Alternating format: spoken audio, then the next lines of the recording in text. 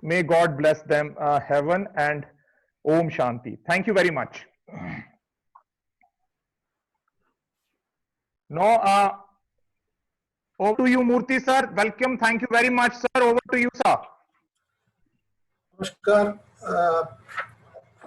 Vikramji, and all the top officials of SAI, and the experienced and new coaches, fencers, and the fencing community in India. I welcome all of you for this excellent program, which has been going on from last almost more than 14 days. Now, you will observe on the first day, we said this program is only for the coaches. Then the program has been extended to the fencers, the athletes, so that the idea is directly they will get the information and knowledge from the senior coaches, both national, international, and experienced coaches. This benefit you are all getting. I am very happy, and the way the program by Vikram, hats off to him. We are very happy with the way he is conducting, very systematically. It is going on. I only will take only 1 or 2 minutes. I would like to first tell that there are large number of groups in the Facebook and also WhatsApp. In these groups, everybody is posting the FA matters and the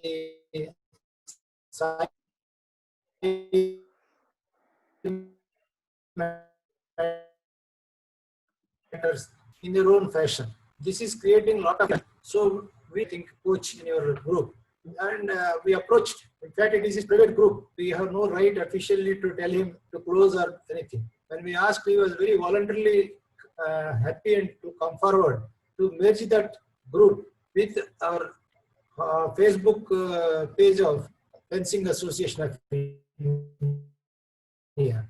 The idea is, all this is an official page. We would like to certainly make all the postings through the Facebook page of the Fencing Association of India. So the benefit will be coming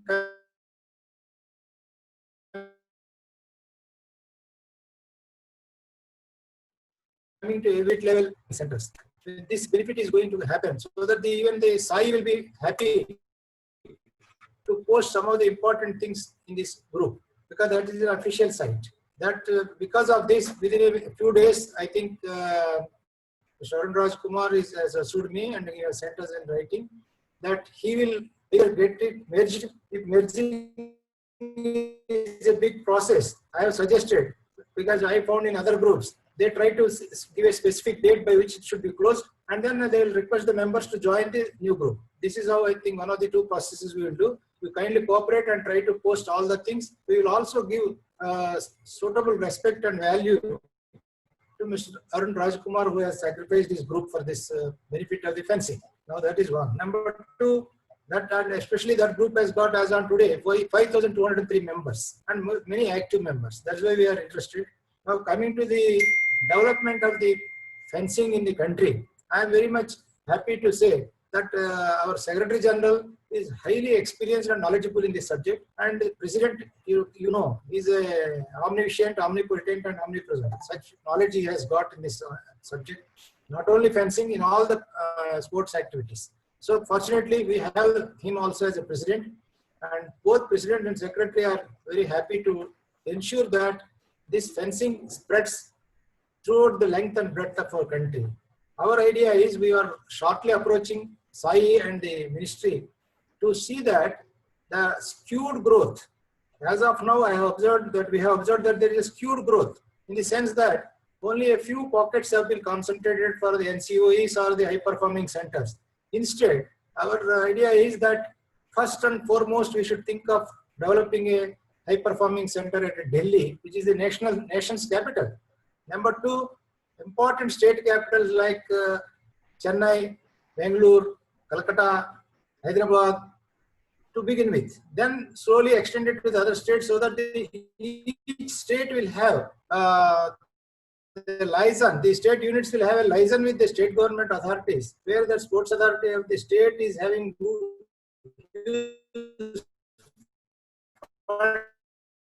the problem may come up. Why I raised this point in your group is that you are all senior coaches who are training a large number of fencers in the process over a period of time.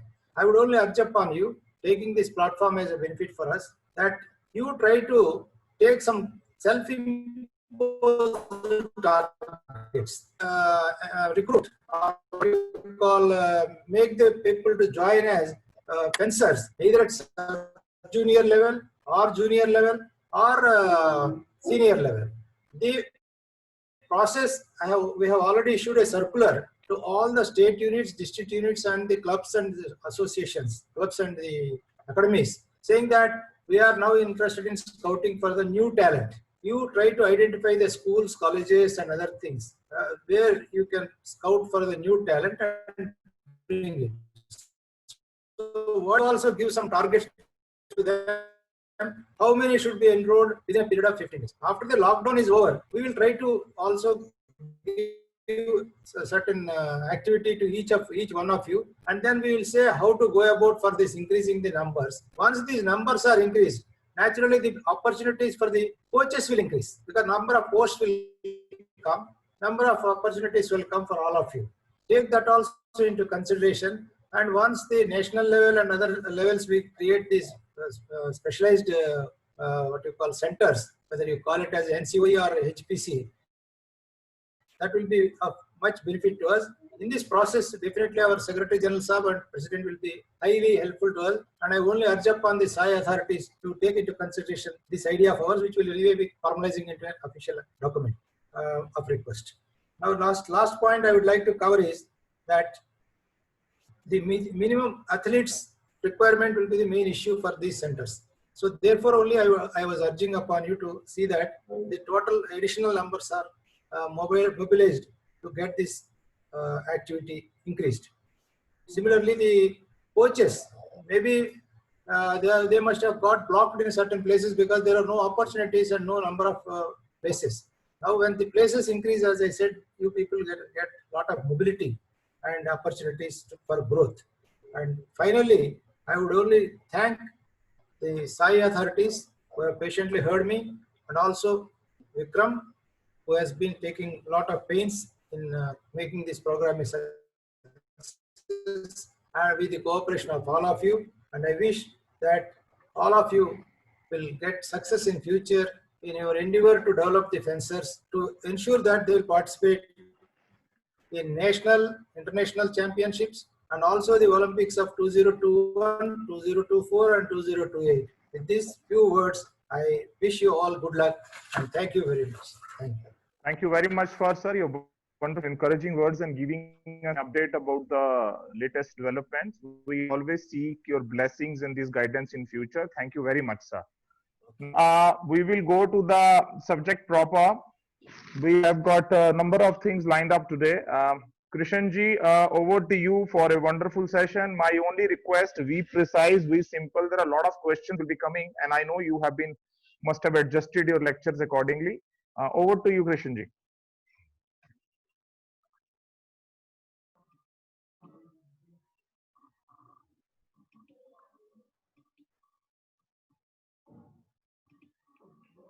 Hello, I'm audible. Am I audible? Yes, go ahead. Thank you. So I will start with my today's presentation. It is regarding the offensive actions in fencing. And as we all know, especially in foil fencing, today my topic is offensive action in foil fencing. जैसे हम सब लोगों को पता है कि fencing में तीन मेन कैटेगरीज हैं किसी भी एक्शन को हम जो कैटेगराइज करते हैं. It is offensive action, defensive action and counter offensive action.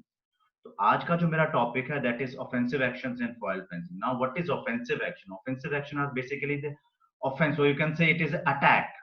जब आप किसी के ऊपर अटैक करते हैं जिससे आप पॉइंट अचीव कर सकें नॉर्मली, और it is considered foreign saber is a conventional weapon. अब conventional weapon का मतलब है कि there is a pre-decided rules और pre-fixed rules. जो pre-decided rules हैं या rules हैं उनको follow करके हमें खेलना होता है.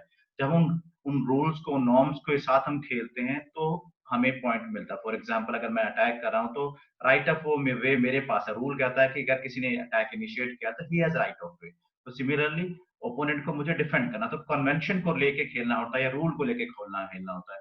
तो इन वेपन्स में स्पेशली फॉयल और साइबर के अंदर कन्वेंशन को फॉलो करना और आप कह सकते हैं कि कन्वेंशन के अकॉर्डिंग खेलना इंपॉर्टेंट रखता है। इसीलिए जो ऑफेंस है वो एक बड़ा इंपॉर्टेंट पार्ट है फॉयल के अंदर, कि आप अच्छे से स्कोर कर पाए या मैक्सिमम स्कोर कर पाए। बिकॉज जैसे लास्ट लेक्चर में भी शायद it is by sabre coach Sagar Lagu, ही told that offence is the best defence. तो ऑफेंस ही बेस्ट डिफेंस है। तो इसीलिए हमें अपने ऑफेंसिव एक्शंस को कंक्रीट करना होता, फिक्स करना होता, ताकि हम अच्छे से एग्जीक्यूट कर पाए। और एक और भी इसका एक क्लियर एग्जांपल है, जब हम भी कोई बेसिक स्टार्ट करते हैं, सिखाना स्टार्ट करते हैं फेंसिंग एक्शन को स्टार्ट करते, पूरे वर्ल्ड वाइड पहले डिफेंस नहीं सिखाया जाता, पहले ऑफेंस सिखाया जाता है। It means it is one of the most important pillar of the fencing training, जहां पर हम इनको ट्रेनिंग करके अपने मूवमेंट्स को लर्न करके हम इनको परफॉर्म कर सकते हैं बाउट में। तो आज का जो मेरा टॉपिक है that is offensive actions. But offensive actions को स्टार्ट करने से पहले मैं एक रेफरेंस पॉइंट को लेना चाहता हूँ। रीजन इसका ये है कि without a reference point you can not start any action. For example अगर आपको कोई रेस स्टार्ट करनी है, इट इज 100 मीटर रेस, तो there should be a reference point and there should be a finish line. तो उस reference point से सब लोग स्टार्ट करेंगे और फिनिश लाइन पे हम जाएंगे। तो व्हाई एंगेजमेंट मैंने यहाँ पर डाला है, बिकॉज पर्सनली आई फील, ये मैंने सबसे लास्ट में ऐड किया, मैंने पूरी स्लाइड्स बनाने के बाद लास्ट में एंगेजमेंट को ऐड किया, बट आई फेल्ट कि देयर इज समथिंग मिसिंग जो इसको ज्यादा अच्छा बना सकते, बिकॉज एक रेफरेंस पॉइंट है जो सारे एक्शंस को कवर करता है। बिकॉज ये सब चीजें कह सकते हैं ट्रांसफर ऑफ लर्निंग, या आपने जो मूवमेंट लर्न किए वो आगे फ्यूचर में जो ट्रांसफर होती है, तो सबसे ज्यादा ट्रांसफर एंगेजमेंट से होती है। अब एंगेजमेंट होता क्या है, जैसे आई थिंक मोहित साहब ने ही बताया था कि जब दो ब्लेड्स, ईपी के सेशन में उन्होंने एक्सप्लेन किया था, जब when two blades are in contact is known as a engagement. जब दो ब्लेड आपस में कांटेक्ट में होते हैं उनको एंगेजमेंट बोलते हैं। जब हम ट्रेनिंग पर्सपेक्टिव से बात करें, since we are dealing with coach education program, तो हमें पता होना चाहिए कि एंगेजमेंट है क्या। जब दो ब्लेड आपस में कांटेक्ट में आते हैं that is non engagement. But coaching perspective से हमें ध्यान में रखना है कि एंगेजमेंट कैसे होना चाहिए। फर्स्ट थिंग कि कहाँ एंगेजमेंट होगा, कैसे एंगेजमेंट होगा और उसका फ्यूचर में क्या फायदा मिलेगा। It is very clear, most of the coaches know it is कि एंगेजमेंट जो होता है मिडल ऑफ द ब्लेड, जो आपका मिडल पोर्शन है और फोइबल पोर्शन है उसके पास में से कहीं से हो सकता है, but not from the forte, जब हम एंगेजमेंट टीच करते हैं।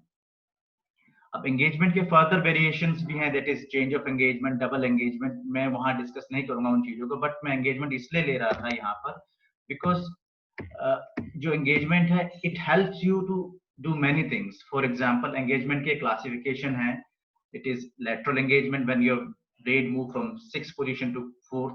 इफ यू रिमेंबर कल अशोक सर ने एक लाइंस दिखाई थी आपको, डिफरेंट टारगेट जोन दिखाए थे, तो उस टारगेट जोन में ये मूवमेंट्स भी इन्वॉल्व थी, और उससे पहले भी मोहित सर ने भी दिखाया था, और before that when I showed the cyber target and lines उसमें भी ये मेंशन थी। तो जो लेटरल मूवमेंट होती है व्हेन योर ब्लेड मूव्स और your hand moves laterally, when it is move semi circular, तो सेमी सर्कुलर मूवमेंट होती है।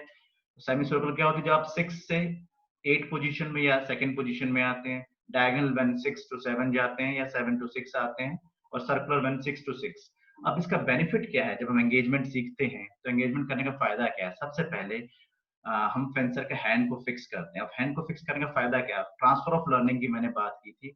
जब हैंड फिक्स होता तो आपके अटैक अच्छे से इनिशिएट होते हैं, आपके हैंड फिक्स होने से आप डिफेंस अच्छे से कर सकते हैं, और आप अपने फिंगर वर्क को इंप्रूव कर सकते हैं, प्रिसाइज मूवमेंट कर सकते हैं, और ट्रेवल पाथ नोज कर जान सकते हैं कि आपकी मूवमेंट कैसे कैसे होनी चाहिए, कहाँ से कहाँ आपको कैसे ट्रेवल करना है, आपके हैंड को कैसे ट्रेवल करना है। ये मैंने अभी एम आपको बताया कि हैंड को फिक्स करना, राइट पार्ट ऑफ मूवमेंट, तो रेफरेंस पोजीशन है जहां से आप नेक्स्ट फेंसिंग एक्शन को, नेक्स्ट ब्लेड एक्शंस को आप लर्न कर सकते हैं। Now next is way to hit. Foil fencing में दो तरह से हम हिट कर सकते हैं, बट आई फील आप सब लोग भी एग्री करेंगे इससे, दो वेज है हिट करने के लिए फॉयल में। One is thrust. थ्रस्ट क्या होता है, जब आप लाइक मैंने कुछ दिनों पहले जब सैबरी क्लास ली थी, तो जो नेचुरल मूवमेंट है दैट इज स्टैबिंग, पेनिट्रेट करना, हिट करना किसी को। तो थ्रस्ट एक आप कह सकते हैं इम्प्रोवाइज्ड वे है हिट करने का, जिसमें फेंसर ओपोनेंट को, अपने ओपोनेंट फेंसर को हिट करता है, जिसमें लाइक स्टैबिंग लाइक एक्शन में, और जब हम हिट करते हैं, जब हाई लाइन में होते हैं तो पॉइंट हमारा नीचे रहता है, जब हम लो लाइन में हिट करते हैं तो हमारा पॉइंट हाई रहता है, मीन्स हैंड हाई रहता है, पॉइंट लो रहता है अगर हम हाई लाइन में हिट करते हैं। अगर हम लो लाइन से हिट कर रहे हैं तो हमारा हैंड रिस्ट आप कह सकते हैं नीचे रहेगा और पॉइंट हमारा ऊपर रहेगा। First is thrust. एक थ्रस्टिंग जो है, foil is a thrusting weapon. अगर हमने बात की थी सैबर की, फॉइल की और ईपी की बात करें तो तीनों वेपन के अंदर थ्रस्ट इन्वॉल्व है। थ्रस्ट से हम हिट कर सकते हैं। तो थ्रस्ट एक वे ऑफ हिट है जिसमें हम ओपोनेंट के ऊपर हिट करते हैं। It is a stabbing like action जिसमें हम पेनिट्रेट करने के लिए जैसे एक्शन होता है जिसमें हम फेंसर के ऊपर हिट करते हैं। दूसरा जो हिट है करने का स्टाइल है फेंसिंग में, फॉइल फेंसिंग में, दैट इज फ्लिक। अब फ्लिक में और थ्रस्ट में एक फर्क है। जो फ्लिक है इट इज लाइक एक मोमेंटम के साथ हिट किया जाता है। It is again a kind of thrust but it is difference. Thrust में जो इम्पैक्ट टाइम है, इम्पैक्ट टाइम क्या है, जब हम फॉइल के अंदर या आईपी के अंदर हम हिट करते हैं तो पॉइंट स्टे करता है टारगेट के ऊपर, वो होता है इम्पैक्ट टाइम। तो इम्पैक्ट टाइम इसमें भी उतना ही रिक्वायर्ड है जितना थ्रस्ट में, बिकॉज अगर हम इम्पैक्ट टाइम पूरा नहीं होगा तो फ्लिक्स में लाइट नहीं जलेगी या इम्प्रॉपर फ्लिक होगा। तो फ्लिक बेसिकली एक ऐसा एक्शन है जो उसमें आपका ब्लेड एक आर्क बनाता है या स्विंग एक्शन करता है with specific technique and movement of your hand, जिससे हम ओपोनेंट के ऊपर हिट कर सकते हैं। अब थ्रस्ट और फ्लिक दो एक्शंस हैं जिसके थ्रू हम फेंसिंग में, फॉइल फेंसिंग में हम ओपोनेंट के ऊपर या पार्टनर्स के ऊपर हम हिट कर सकते हैं। अब मैंने यहाँ क्यों लिया है, because all the offensive actions और when you want to hit to opponent, चाहे ऑफेंसिव एक्शन हो, चाहे काउंटर ऑफेंसिव एक्शन हो, चाहे डिफेंसिव एक्शंस के बाद ऑफेंस एग्जीक्यूट कर रहे हैं, इन दोनों में से कोई ना कोई वे आप यूज करेंगे हिट करने के लिए फॉइल फेंसिंग के अंदर। अब थ्रस्ट तो बहुत सिंपल है, सबको पता है कि व्हेन यू एक्सटेंड आर्म और जब आप ओपोनेंट के ऊपर हिट कर देते हैं, टच करते हैं, हिट करते हैं, that is not thrust. Flick थोड़ा सा कॉम्प्लिकेटेड है, इसीलिए मैंने सोचा कि मैंने आज की प्रेजेंटेशन से दो ही वीडियो रखी हैं, एक फ्लिक के लिए और एक नेक्स्ट वीडियो आप फ्यूचर में थोड़ी देर के स्लाइड्स के बाद आएगी। और फ्लिक में क्यों डेमोन्स्ट्रेट करना चाहता हूँ, बिकॉज बट आई फेल्ट कि शायद मैं वर्बल इस चीज को एक्सप्लेन ना कर पाऊँ, तो इसीलिए मैंने इसके लिए एक वीडियो इंटरनेट से डाउनलोड किया। It is one of my favourite fencer, his name is रे सेबॉर्डन फ्रॉम यूएसए, और वो one of the best fencer जो आज की डेट में फ्लिक को एग्जीक्यूट कर रहे हैं। तो मैंने luckily I got one video from him जो इंटरनेट पे अवेलेबल थी, please see it. Hey guys, this is your technical breakdown on how to flick. Okay, this is one of the questions I received the most. It's why when you fence do your flicks hit consistently, and when I fence at the club or I fence in a competition, I can't seem to get my flicks to work. Now, the common problem that I see with people when they're flicking is they try to put their maximum speed into the blade because they want the blade to whip and to touch the target. But what ends up happening is you do this and your hand ends up below your tip. If you see the tip on the target, your hand ends up below the tip. Now, when you're flicking, the best fencers in the world who are amazing at flicking, I can think of many in men's foil, Safin and Coney. I like to flick a lot. Alex Marcialis is a great flick. We all use a similar technique, which is to have our hands extremely high and bring the tip down on the target. This angle creates a place for the tip to hit flush and allows you to be much, much, much more consistent with getting your light on and being awarded the touch. Okay. Now, the easiest way to practice this is to put your hand high in the air and place your tip on the target. You start slowly. Put your hand in the air and place your tip on the target. Okay. And after a while, you can begin to speed up the motion and allow yourself to get more and more fast with it and put more and more strength into the actual flick. But remember that if you're closer to the target, the angle needs to be even greater for you to get your tip on. The further away you are, the less angle you need to have, okay? But if you've noticed, my hand is still above my tip. I have to reach for the target, so I'm not gonna be able to put a huge angle on it. But my hand still ends up above my tip in order to bring the tip down on the target. Practice this at home. I guarantee you it improves your flicks. It allows you to get your light on more often.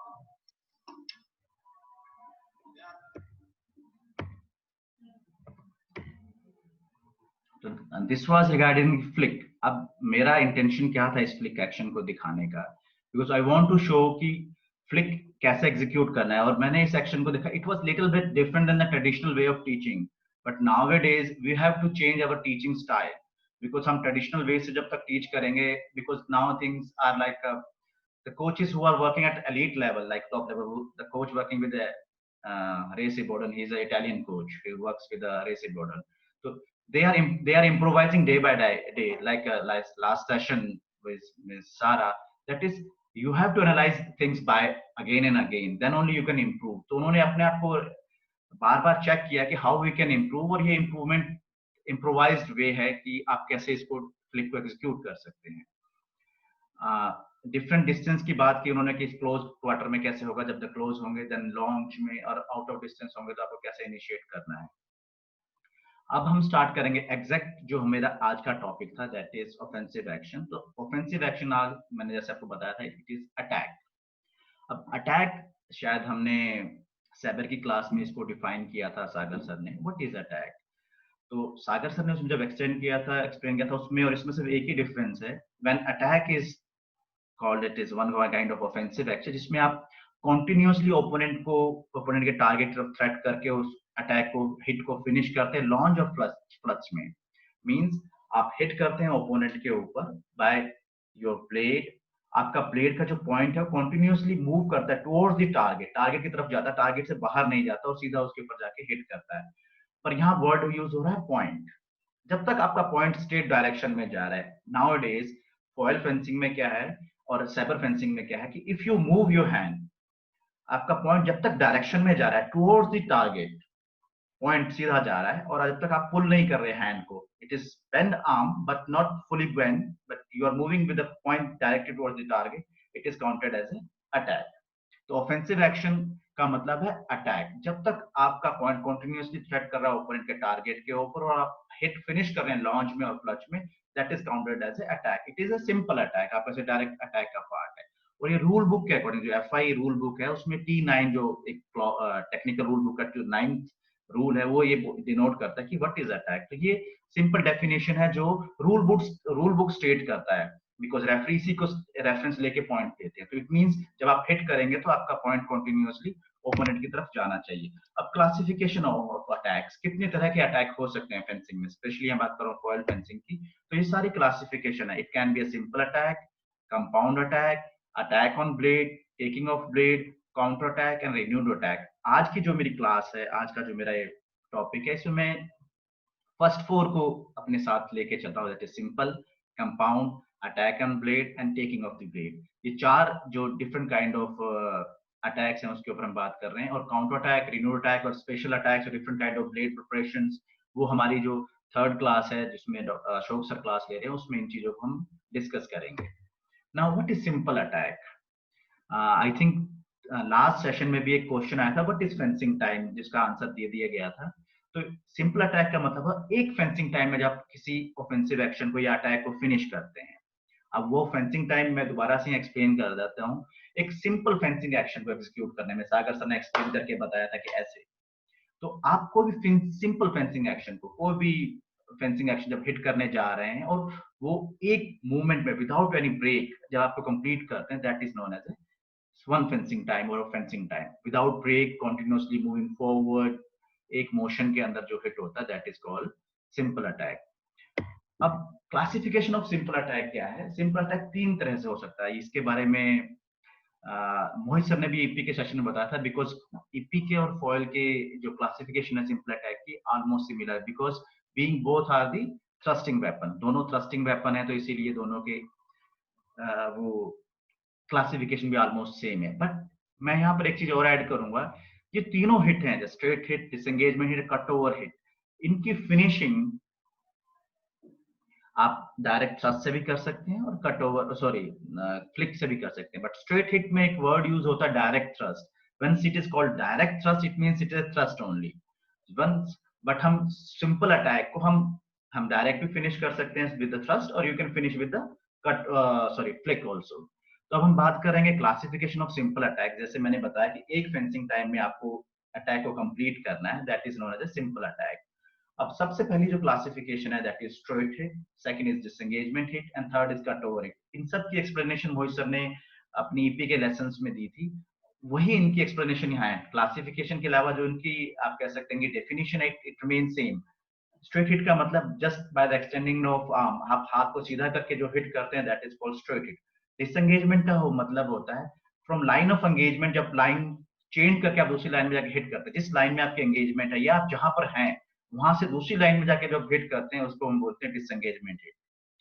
अब यहाँ पर मोहित sir ने अगर आपको याद हो तो बताया था, यहाँ मैं दोबारा रिपीट करना चाहूंगा, डिसएंगेजमेंट में और स्ट्रेट हिट में डिफरेंस क्या। स्ट्रेट हिट का मतलब है जब आप लाइन ऑफ एंगेजमेंट से या आप जिस जगह पे खड़े हैं वहां से सीधा हिट करके आप डायरेक्ट हिट करें, तो that is called straight hit.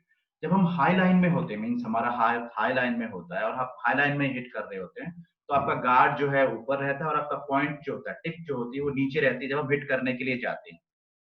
But जब हम लो लाइन में हिट करते हैं, फॉर एग्जाम्पल फ्लांक में हिट कर रहे हैं, तो आपका हाथ जो होगा ऊपर वाले हिट में हैंड सुपिनेशन में रहता है, हैंड पोजीशन जो रहती है वो सुपिनेशन की रहती है। बट जब हम लो लाइन में हिट करते हैं, लो लाइन में मूवमेंट जो होती है उसमें क्या होता है, हाथ प्रोनेशन में आ जाता है। This is called pronation, when palm of your hand is facing downwards, pronation में रहता है। तो हाथ, रिस्ट आपका नीचे रहता है, हैंड नीचे रहता है और पॉइंट ऊपर की तरफ रहता है। तो ये स्ट्रेट थ्रस्ट है। अब डिसएंगेजमेंट हिट का मतलब है लाइन ऑफ एंगेजमेंट से आप दूसरी लाइन में जाके आप हिट करते हैं। अब line of engagement means for example आप 6 में एंगेजमेंट करके खड़े हैं, तो जब आप 6 में ना हिट करके लाइन चेंज करके दूसरी तरफ से जाके हिट करते हैं, दैट इज कॉल्ड डिसएंगेजमेंट। अब इसमें एक पॉइंट था जो मोहित सर ने डिस्कस किया था, जब आप हाई लाइन में आप एंगेजमेंट करते हैं तो आपका पॉइंट जो है गार्ड के नीचे से ट्रेवल कर रहा होता है, जब लो लाइन में करते हैं तो ऊपर से ट्रेवल कर रहा होता है। मींस जो मूवमेंट होती है ऊपर के लिए नीचे से होती है और नीचे के लिए ऊपर से होती है। तो ये दो एक स्पेशल चीज है जो आपको कोचेस को ध्यान रखनी है, और फेंसर्स जो देख रहे हैं वो ध्यान रखें कि जब डिसएंगेजमेंट करेगा ऊपर की लाइन में तो आप हमेशा नीचे से निकालने की कोशिश करें, और ऊपर नीचे की लाइन में तो ऊपर से निकलेगा। And cut over, cut over भी एक सिंपल अटैक का पार्ट है। लोग सोचते हैं कि कट ओवर को फ्लिक बोलते हैं। Flick is A way of hit, cut over is action. Cut over में हिट आप थ्रस्ट में भी फिनिश कर सकते हैं। कट ओवर में डिसएंगेजमेंट में एक फर्क है, डिसएंगेजमेंट हमेशा with the reference of guard होती है, गार्ड के नीचे से ट्रेवल करना होता है पॉइंट को। But where in cut over ये हमेशा पॉइंट के ऊपर से ट्रेवल कर रहा होता है। अगर हाई लाइन में है तो पॉइंट के ऊपर से, नीचे होगा तो नीचे से। तो दोनों में डिफरेंस क्या है, डिसएंगेजमेंट में रेफरेंस पॉइंट है, अगेन मैं वर्ड यूज कर रहा हूँ, रेफरेंस पॉइंट है वो गार्ड है। कट ओवर का जो रेफरेंस पॉइंट है वो है आपका टिप। अब यहाँ पर एक और चीज है, कोई भी टेक्निक है उसकी कोई ना कोई टैक्टिकल एप्लीकेशंस होती है, कोई ना कोई टैक्टिक्स उसमें इन्वॉल्व होती है। तो since is a simple attack, तो सिंपल अटैक का मतलब it is a basic initial stage का एक्शन है, तो इसका टैक्टिकल भी एग्जीक्यूशन भी सबसे सिंपलेस्ट वे में ही स्टार्ट होता है। अब इसको स्टार्ट करने से पहले मैं एक डिस्कस करना चाहूंगा एक चीज, तो फेंसिंग है इसमें दो तरह के टैक्टिकल सर्कल्स होते हैं, टैक्टिकल साइकिल्स और you can say circles. One is simple tactical circle. आज मैं जो डिस्कस करूंगा वो सिर्फ सिंपल टैक्टिकल सर्कल को डिस्कस करूंगा। सिंपल टैक्टिकल सर्कल का मतलब है या साइकिल का मतलब है when there is a simple attack, उसके अगेंस्ट में हमेशा एक आप सिंपल पैरी कर सकते हैं, या डायरेक्ट अटैक के अगेंस्ट डायरेक्ट पैरी होगी, और डायरेक्ट पैरी रिपोज के आगे it can B counter repose.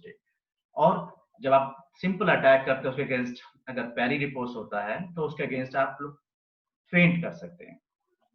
और फेंट के अगेंस्ट अगर कोई फेंट करता है आपके अगेंस्ट तो आप उसके अगेंस्ट आप डायरेक्ट हिट आप कह सकते हैं, दोबारा से आप जो फेंट करता है उसके अगेंस्ट आप काउंटर अटैक कर सकते हैं। जो फेंट कोई कर रहा है तो उसके अगेंस्ट आप डायरेक्टली काउंटर अटैक एग्जीक्यूट कर सकते हैं। अगर आप कोई काउंटर अटैक आके अगेंस्ट एग्जीक्यूट करता है तो उसके अगेंस्ट आप डायरेक्ट हिट कर सकते हैं या स्ट्रेट हिट कर सकते हैं। तो ये सिंपल टैक्टिकल साइकिल है। वन इज डायरेक्ट थ्रस्ट पैरी, और पैरी के कोई यूज करता है उसके अगेंस्ट आप फेंट कर सकते हैं, कोई फेंट यूज करता तो उसके अगेंस्ट आप काउंटर अटैक कर सकते हैं, अगर कोई काउंटर अटैक कर रहा है तो उसके अगेंस्ट आप डायरेक्ट हिट कर सकते हैं। This is called simple tactical circle. तो सिंपल टैक्टिकल सर्कल को ध्यान में रख के हमें अपने फेंसर्स को ट्रेनिंग देनी चाहिए। तो यहीं पर मैं जो बात कर रहा था कि tactical application of all these actions, तो straight thrust it is a direct hit, इसमें बहुत ज्यादा कोई कॉम्प्लिकेशन नहीं है। Whenever you want to hit directly you can go direct. Disengagement hit और कट ओवर हिट में एक थोड़ा सा है कि डिसएंगेजमेंट हिट तब होता है जो फेंसर बहुत फास्ट आप कह सकते हैं पैरी एग्जीक्यूट कर लेते हैं। आप कोई भी एक्शन स्टार्ट करो फटाफट मूवमेंट करते हैं हैंड से, तो you can use disengagement. Same way और कट ओवर, कट ओवर ज्यादातर लोग यूज करते हैं विद फ्लिक, तो अगेन फ्लिक जो यूज होता है उसको पैरी करना कंसीडर किया जाता है कि थोड़ा सा डिफिकल्ट है, तो इसीलिए इस तरह से आप एग्जीक्यूशन कर सकते हैं।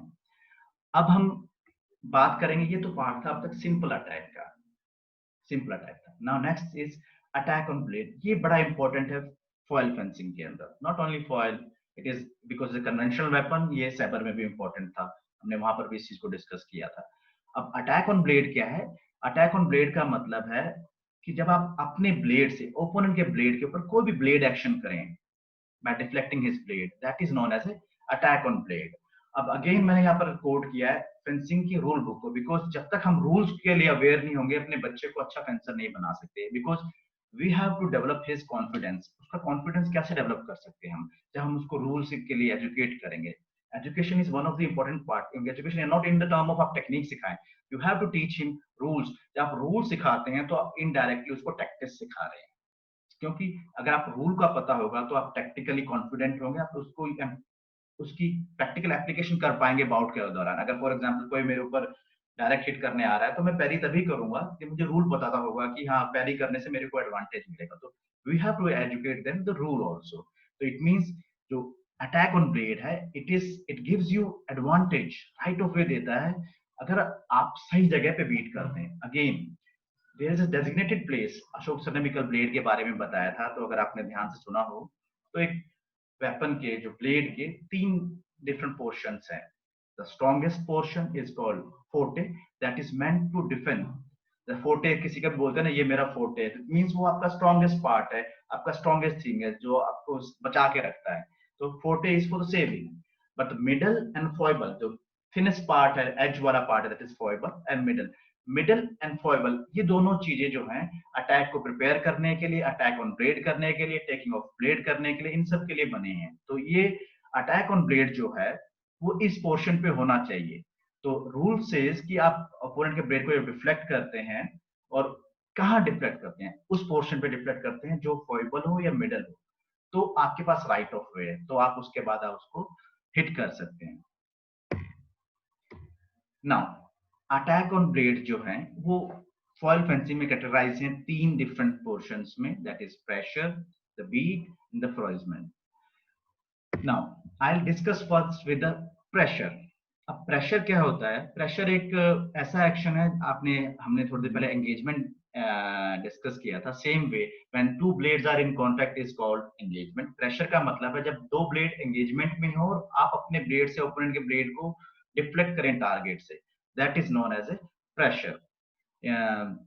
This is again one of the blade actions. एक blade action है। again यहाँ पर आता है कि जो foil fencing में आज की डेट में जो सबसे ज्यादा यूज होता है that is beat, but pressure और foilment is equally important to teach them basic or you can say fundamental। जो ट्रांसफर ऑफ लर्निंग में अगर आप प्रेशर और फोइजमेंट या कहते हैं एंगेजमेंट प्रेशर इन चीजों को सीखेंगे तो आपकी बीट भी अच्छी होगी, बिकॉज आप बेस को नहीं देखते, हमेशा फाइनल देखते हैं। फॉर एग्जाम्पल हम कभी किसी फेंसर के रिजल्ट को देखते हैं तो for example Oh Sanguk is now world champion, he is world number 1, तो everyone is looking after his current performance, पर उसने पास्ट में कितना ट्रेनिंग किया, कितना फुटवर्क किया, कितना उसने उसके ऊपर वर्क किया। फॉर एग्जाम्पल अगर आप अभी बात लें टिमो सॉफिन को लें, रेसी बॉर्डन को लें, अलेक्जेंडर वेसेलिस को लें या शैमले वॉटसन को ले, तो उन्होंने कितना ट्रेनिंग किया पास्ट में। तो इन सब चीजों को उन्होंने प्रिसाइज एग्जीक्यूशन किया। लास्ट अभी मुझे याद आ गया, तुकाराम सर ने कल एक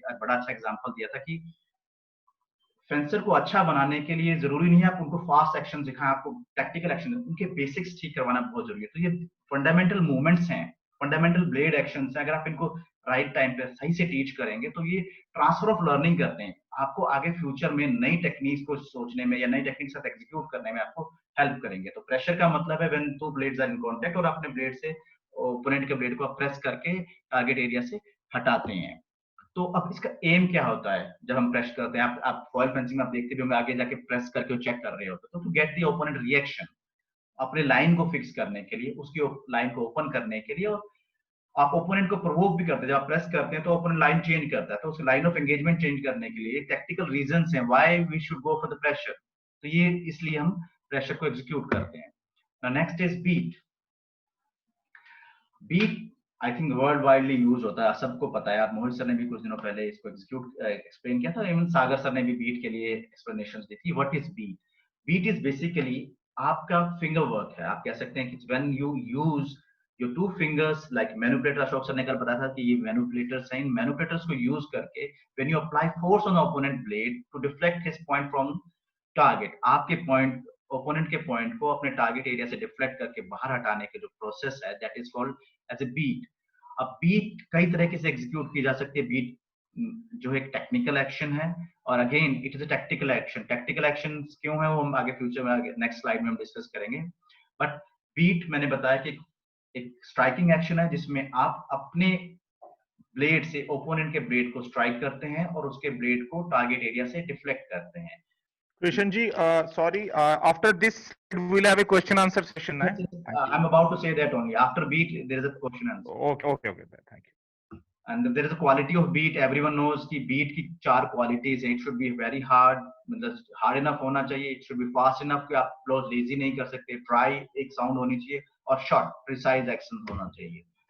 And then classification of beat: direct, semicircular, diagonal and circular. Again देखिए transfer of learning यहाँ आती है। हमने एंगेजमेंट जब सीखा था तो हमने वहां पर किया था direct engagement, semi circular engagement, diagonal engagement, circular engagement. ये सारी एंगेजमेंट जो हमने वहां पर सीखी थी वो हमें यहाँ हेल्प कर रही है बीट को एग्जीक्यूट करने में। Now you can execute beat direct जब एंगेजमेंट में हो, डिसएंगेजमेंट सेमी सर्कुलर में, डायगोनल में, सर्कुलर में। तो ये सारी चीजें हमें यहाँ हेल्प कर रही है। तो बीट एग्जीक्यूट हो सकता है डायरेक्ट, जब आप 6 एंगेजमेंट्स में क्वार्ट में बीट करेंगे दैट इज डायरेक्ट। जब 6 से आप ऑक्टेव में बीट करेंगे that is known as a semi circular beat. जब 6 से आप सेप्टिम में बीट करेंगे that is known as a diagonal, और 6 से 6 में जब आप बीट करेंगे that is called circular beat. अब एम क्या है? मैंने बताया था हर एक एक्शन का कोई ना कोई टैक्टिकल रीजन है। तो रीजन क्या है? To open the line, obvious है आप अपने उसके प्लेट को टारगेट एरिया से हटाएंगे तो that is to open the line. Next is to get the reaction. अब रिएक्शन क्या? ओपोनेंट का रिएक्शन चेक करने के लिए। And last to fix the hand. अब इसमें एक चीज मैं और ऐड करना चाहूंगा, बीट 2 तरह से यूज होती है, एक तो अटैक के लिए, एक प्रिपरेशन के लिए। और जो प्रिपरेशन का बीट होता है that is not very hard. जो प्रिपरेशन करने के लिए आप बीट करते हैं that is soft beat, and normally it is executed out of distance. आप कह सकते हैं कि जब आउट ऑफ डिस्टेंस यहाँ पर टर्म होगा, आप लॉन्ग डिस्टेंस हम ऐसे कह सकते हैं। स्टेप लॉन्च या स्टेप लॉन्च से एक स्टेप दूर हो तो आप हाथ को एक्सटेंड करके ब्लेड को टच करके उसका रिएक्शन चेक करने के लिए, प्रिपेयर करने के लिए आप इसको यूज करते हैं एज ए प्रिपरेशन। बट जो अटैक के लिए बीट यूज होता है वो हमेशा फाइनल फेज में, जब आपको हिट करने का एग्जैक्ट एम होता है कि now I want to hit, उस टाइम पे आप उस बीट को यूज करते हैं। अब बीट एग्जीक्यूशन में एक इंपॉर्टेंट पॉइंट है, तो सिर्फ नॉट ओनली बीट, वो प्रेशर में भी यूज होता है, फ्रोजमेंट में भी यूज होता है। जो स्टेप लॉन्च डिस्टेंस रहता है उसमें जो बीट होता है that should be always at the final phase. Means आप स्टेप के टाइम पे बीट नहीं करते, जब स्टेप अबाउट टू फिनिश और लॉन्च अबाउट टू स्टार्ट उस टाइम पे आप बीट करते हैं। अगर आप बहुत पहले बीट करेंगे तो he will get come to know कि हाँ अब स्टेप लॉन्च में बीट किया, अब एक स्टेप के बाद इसने लॉन्च लगाना, तो he has time to retreat. But जब आप बिल्कुल क्लोज आ जाए, क्लोज मींस आपका राइट डिस्टेंस आ जाए, right distance in fencing is lunge distance और मिडिल डिस्टेंस, जब उस डिस्टेंस पे आके हिट करते हैं that is right time to make a complete attack. तो स्टेप लॉन्च में भी इस तरह से हम करते हैं। इसका जो लास्ट पोर्शन था that is froissement. It is the combination of beat and pressure. जब बीट और प्रेशर को कंबाइन करके हम एक्शन एग्जीक्यूट करते हैं that is known as froissement. अब मैं यहाँ पर कंक्लूड करने से पहले for question answer I would like to add one more thing. इन सब एक्शंस को करने के लिए, सिंपल अटैक को करने के लिए, अटैक ऑन ब्लेड, फेंट, सब एक्शन को करने के लिए 2 पॉसिबिलिटीज हैं। It can B started with a reference point that is engagement। हम किसी भी चीज को सिखा सकते हैं, यहाँ टीचिंग पर्सपेक्टिव से बात कर रहा हूँ। when we teach to beginners हम हमेशा engagement से सिखाते हैं because that is the reference point। जब भी हम reference point से कोई चीज सिखाते हैं वो हमेशा अच्छी सिखाई जाती है। for example when you see the LKG के बच्चों को या नर्सरी प्री नर्सरी के बच्चों को they put dot, उस पे कहते हैं standing line, sleeping line, slanting line. these lines जिसको डॉट से उन लाइन को मैच करते हैं वो रेफरेंस पॉइंट से उनको लर्न करते हैं, तो उनकी लर्निंग अच्छी होती है। तो एंगेजमेंट इज रेफरेंस पॉइंट। अब हम बात कर रहे थे यहाँ पर it can be with engagement, without engagement. Without engagement it is more और less you can say tactical. जब हम कॉम्पिटिटिव सिचुएशंस में आ जाते हैं, जब फेंसर कॉम्पिटिशन के स्टेज पे आ जाता है तब हमें उसको विदाउट एंगेजमेंट भी हमें कराना चाहिए। और यू कैन से हम स्टार्टिंग से भी करवा सकते हैं, बट जब नियर टू कॉम्पिटिशन आप लेसन दें या ट्रेनिंग करवाएं it is recommended and mandatory कि आप without engagement actions ज्यादा करवाएं। Vikram sir, over to you now. We can start the question answers. Thank you. Before we go to the question answer, as I told you, I will make it more interesting. So I will get chances to 2-3 coaches, 2-3 players today. So first we have got Rajeshwar from us on Manipur. Rajeshwar, it's a big surprise for you. I just wanted to get you online. Rajeshwar, I need to unmute him, I think, first. Rajeshwar. First, let's speak to the Charanjit ma'am. She's also there. Hello. Charanjit ma'am, thank you very much. आप सबको पता होना चाहिए Charanjit ma'am, one of the great foil fencers we have from Chhattisgarh, and she was national champion in the time of 90s to 2000. Then she graduated to coach. उन्होंने बहुत अच्छे player बनाए हैं और बहुत अच्छे खिलाड़ी बनाए हैं. Now she is in Chandigarh and she is still contributing as a coach, a lady crusader for India in the field of fencing, and she is one of the best coach and in fact lady coach we have in India today. Charanjit ma'am, thank you very much. आप हर रोज हमें attend करते हो, I know that, but अगले 1 minute में I would request you कि आप अगर अपने व्यूज शेयर करें. Thank you, Vikram. First of all, I would like to thank Sai, Pai, and Colonel Vikram.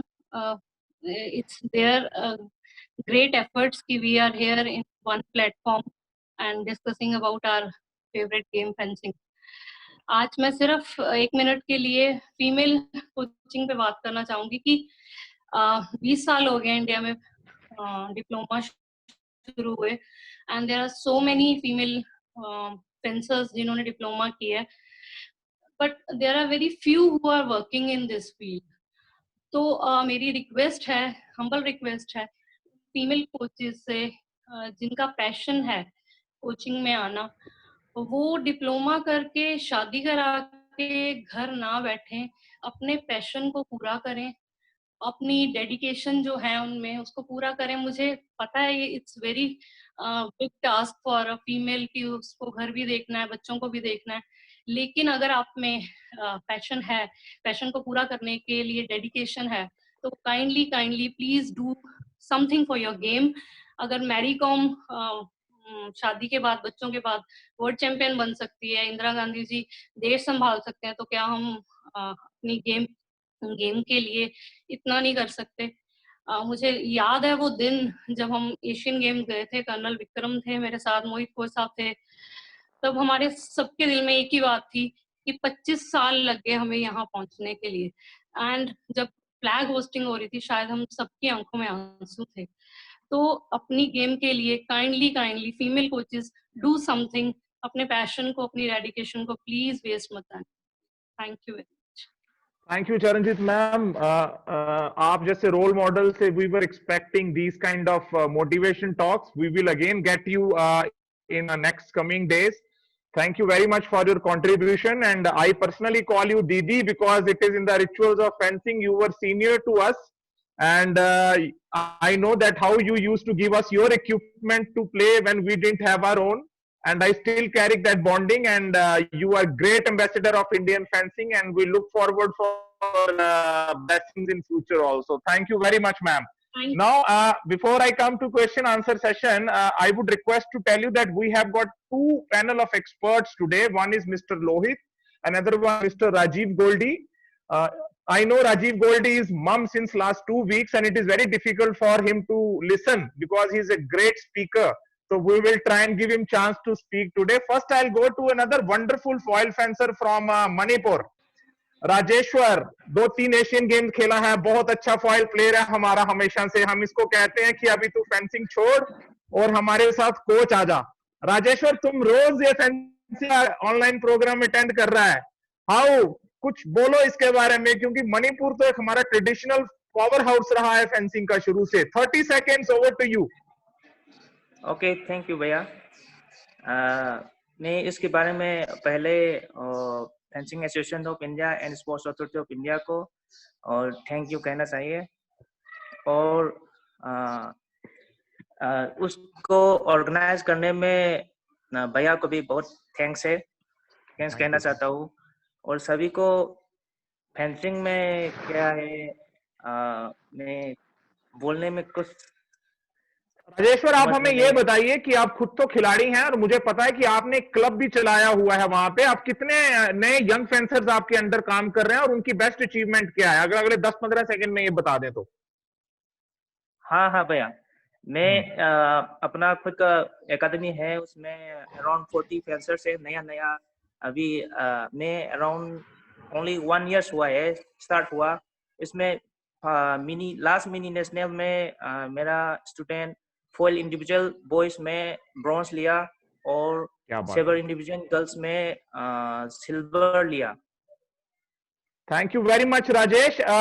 In fact आप सबको ये जानकर बड़ी खुशी होगी, मणिपुर शायद कंट्री के एक वाहिद स्टेट है यहाँ पे फेंसिंग का क्लब कल्चर है और they take lot of pride in their club. And Rajeshwar, मैंने अपने फेसबुक लाइव में बताया था government has given lot of incentives, तो आप उसको एक्सप्लॉइट कीजिए और अपनी एकेडमी बनाइए। Thank you very much Rajesh, will come back to you again. Now question for Krishna. Thank you भैया, थैंक यू भैया। कृष्ण कौन सा पहला क्वेश्चन आपके लिए, what is diagonal beat? Diagonal beat means when the blade movement moves diagonally from one high line to opposite low line. For example, your hand is in 6th position. When you go to the 7th, that is called diagonal. One high line to opposite low line में जब आप beat करते हैं, that is known diagonal beat. Basically 45 degree में अगर आप उसको लेके जाएं ऊपर या नीचे, दैट इज डायगोनल। बच्चों की पेंटिंग लाइन में जब करेंगे तो ओके। मेरी सभी इंस्ट्रक्टर से ये भी रिक्वेस्ट है कि थोड़ी टर्मिनोलॉजी जब आप यूज करते हैं तो आप उसको एनोलॉजी में भी बता दीजिए, थोड़ा तो ज्यादा अंडरस्टैंडिंग रहेगी। दूसरा, फ्लिक टारगेट को प्रैक्टिस करने के लिए क्या करना चाहिए? फ्लिक टारगेट या फ्लिक को हिट करने फ्लिक को टारगेट पे प्रैक्टिस करने के लिए। अगेन अगर आपने अभी देखा हो तो मैंने जो रेस एबोर्डन का वीडियो डाला था वो इसीलिए ही डाला था कि because how you can do it, उसमें यह था कि आप फ्लिक कैसे प्रैक्टिस कर सकते हैं। देन अगेन अगर ये सब नहीं है तो आप पिलो को यूज कर सकते हैं, और ये तो बहुत एडवांस लेवल का फेंसर है, तो you can do it with simple actions, just pull your hand up and then finish. उन्होंने एक चीज बताई थी, अगर हमने ध्यान से सुनी हो, जब आप फ्लिक करते हैं your wrist should be always above in the point, तो नेगरवाइज फ्लिक नहीं आएगा कभी भी। अगर फ्लिक अच्छे से एग्जीक्यूट करना है, it should be always up, because flick is a one kind of angular hit. तो एंगुलर जब तक एंगल नहीं बनेगा तो you can not go for hit. Right technique is that आपका हैंड अप होना चाहिए, पॉइंट नीचे होना चाहिए। Again then comes role of your wrist and your finger work, it comes through the practice only. It is very difficult कि आप उसको express कर पाए वर्ड्स में। बिल्कुल सही बोला आपने, there is lot of geometry tricks and mathematics involved behind that, that's why fencer should keep theoretically update himself. Next question is by another wonderful coach, I will not name him. He said, what is the relation between tempo and technique? Okay. Tempo is basically best time of action, मतलब जो किसी भी आप action को करने के लिए best suitable time होता है। For example someone is preparing, you suddenly go inside and hit, that is the best time to hit or execute any kind of fencing action, that is called tempo. Technique is basically a action, you can say learned movement. Technique एक movement होती है। तो relationship क्या है दोनों के बीच में, it is like that कि जो प्रिलिमिनरी राउंड होता है, जब इनिशियल फेज होता है, जब आप फ्रेश होते हैं, तो आपका डिसीजन मेकिंग कैपेसिटी ज्यादा होती है। जब आपकी डिसीजन मेकिंग कैपेसिटी ज्यादा होती है तो आपका रिएक्शन टाइम ज्यादा अच्छा होता है। तो रिएक्शन टाइम ज्यादा अच्छा होता है तो आपका टेम्पो ज्यादा अच्छा है होता है। इसीलिए जो पूल राउंड्स होते हैं उसमें टेम्पो ज्यादा अच्छा डोमिनेट करता है, बट लेटर स्टेज पे नॉकआउट पे जब लॉन्ग ड्यूरेशन तक आपने खेलना हो तो वहां पर टेक्निक डोमिनेट करती है। इसीलिए दोनों की प्रैक्टिस जरूरी है, टेम्पो की भी और टेक्निक की। इसलिए टेक्निकली जो साउंड फेंसर्स होते हैं वो लास्ट फेज तक खेल पाते हैं। सच ए ग्रेट। मैं अभी लोहित और मेरी रिक्वेस्ट है लोहित और राजीव को अगर अनम्यूट कर दें अगर आपके पास है, फिर उसके बाद I will go to one coach surprise and then we will continue with the lecture again. Lohit, you are there? Yes colonel. Okay, Lohit, first question is for you. Again, मैंने just a minute. Give me a minute. So many things around. Lohit is one person who has been updating our Facebook every day and night. And Lohit, I must appreciate your effort. Now come to the question. Fencer A attacks fencer B. Fencer A attacks fencer B. Fencer B parries with unarmed hand and then makes a valid riposte. Fencer एक fencer ने दूसरे fencer को attack किया, दूसरे fencer ने unarmoured दूसरे हाथ में जिसमें स्वॉर्ड नहीं है उससे पैरी किया और वैलिड रिपोस्टे किया जिस हाथ में उसके वेपन है। What will be the judgement of referee? Well, use of non-sword arm is direct second group of offense, which is red card, and the hit which is been executed by the fencer at fault will also be annulled. So there is no hit, and he will be penalized with the red card. So for Hindi वालों के लिए मैं ये बता दूं कि लोहित ने कहा है कि जो नॉन प्लेइंग आर्म है उसको यूज करना सेकंड ग्रेड ऑफ ऑफेंस है और इसमें स्ट्रेट अवे रेड कार्ड मिलेगा आपको। तो इन केस आप देखते हैं किसी ने इस आर्म से पैरी किया और रिपोस्टे किया तो वो स्ट्रेट अवे रेड कार्ड है। Lohit, second question, after that I come to Rajiv Goldie and then to one of the great coach and player we have Anil, dear friend. Anil, please be ready for next 30 minutes to share your experience. Achha, fencer X receives a yellow card for covering the target in the current bout. In the same bout, fencer X causing Korakor to avoid a touch and fencer Y makes a valid hit. What is your opinion on that? Well, if the fencer has already received a yellow card, which is the first group of offense, and if he's intentionally doing a Korakor to avoid being hit, which was also the first group of offense, but since he has received a yellow card, he will receive a red card, which is a point. But at the same time, if the opponent hits, the opponent is also getting a point, which means the opponent gets 2 points, one for the hit and then for the red card as well. Thank you, thank you. Rajiv, you are there. Before I go to Rajiv, there are 2-3 people I must admire. Deepika Bora is there from Assam. She is listening, attending. Thank you very much, young fencer. We have a Turjil from there. We have Ravinder Singh Kheda from Punjab listening to us. All these old fencers. Rajiv Goldie, are you there? Good morning, sir. Rajiv, it has been very tough days for you. You are just listening, not speaking. Very bad punishment for somebody who's so fond of stage and mic on the lighter side. अच्छा राजीव, एक तो first of all I tell all the fencing community that Sonu Sood ji ने जो एक video डाला था fencing related, उसमें राजीव जी का बहुत योगदान है। राजीव जी एक नेशनल सेलिब्रिटी हैं, एक शो कर रहे थे, वहां से सोनू सूद जी को पता चला कि फेंसिंग नाम का गेम होता है और राजीव कॉन्टिन्यूसली उनके टच में थे। All the fencing association of India ने सोनू सूद, राजीव मेहता जी ने उनको कॉन्टेक्ट किया, but Rajiv was closely associated with. Thank you for that. Now, Rajiv, there is a specific question for you about the foil fencing. They say, what are the 2 things referee should observe regarding the foil mask before doing a referee? And I could understand it is related to the length of the bib which is there. What do you understand that? Next 30 seconds, please. Can you elaborate on that? Like as a referee, first of all, I would like to check the length. Of course, this is the right answer given by you. I'll check the length of bib, and of course, I'll check the mark. जो हमारा mark होगा, check mark. I will check that mark. Of course, the length of that bib also. अच्छा राजीव, आप coach भी रह गए हैं, करते हैं, बड़ी अच्छी। एक क्वेश्चन मैं आपसे पूछना चाहता हूँ, how to improve finishing action in attack and how you please explain from referee point of view and coach's point of view. Next 30 seconds. Before that, after that I come to Anil. Can you please repeat, sir? Your voice was not clear. मेरा question है कि attack की जो finishing है, how to improve attack of finishing in foil as a coach point of view, and how do you see that this attack has been finished from referee point of view? Next 30 seconds. I'll start from my referee point of view. Let's see, whenever I'm observing 2 fencers, there is always, once you have extended your arm, your tip is not reached up to the valid target, that is not completed. Attack is not completed. I, as jury, I'll say attack premier. No, this is not complete attack. So I'll give first preference to the opponent, and he will be having the right of attack. And in the same time, दोनों point देते हैं, so it will be opponent's point. Even if you are extending your arm, आपका attack नहीं होता और बाद में होता है तो. And as coach, I'll improve my kids. जब भी वो start करें, they should be having that idea. एक अच्छे player को एक अच्छे coach से सिखाना चाहिए, सीखना भी चाहिए कि what is the right time to hit opponent. कि जब हम hit करें, it should be on valid target, right on time when we are extending our arm. So the moment you are extending your arm, it should be on valid target. Thank you, Rajiv. We will come back to you in second phase for question. Anil, are you there? Yes, sir. Yes. Anil, हमारे अनिल जी हैं. If you can get on a view foil, please, Krishan ji. Anil is one of the best foil fencers we have in India. He is from Haryana. Currently, he was selected to raise fencing in Gujarat. Himmatnagar में बहुत अच्छा काम कर रहे हैं. मेरे परम मित्र भी रहे हैं. हम एशियन गेम्स और कई कैंप्स में एक साथ रहे हैं. एशियन गेम्स के कैंप में. अनिल जी, आपको कैसा लग रहा है? और अगले 30 सेकंड या 1 मिनट के अंदर आप प्लीज अपना ओपिनियन दीजिए. Thank you.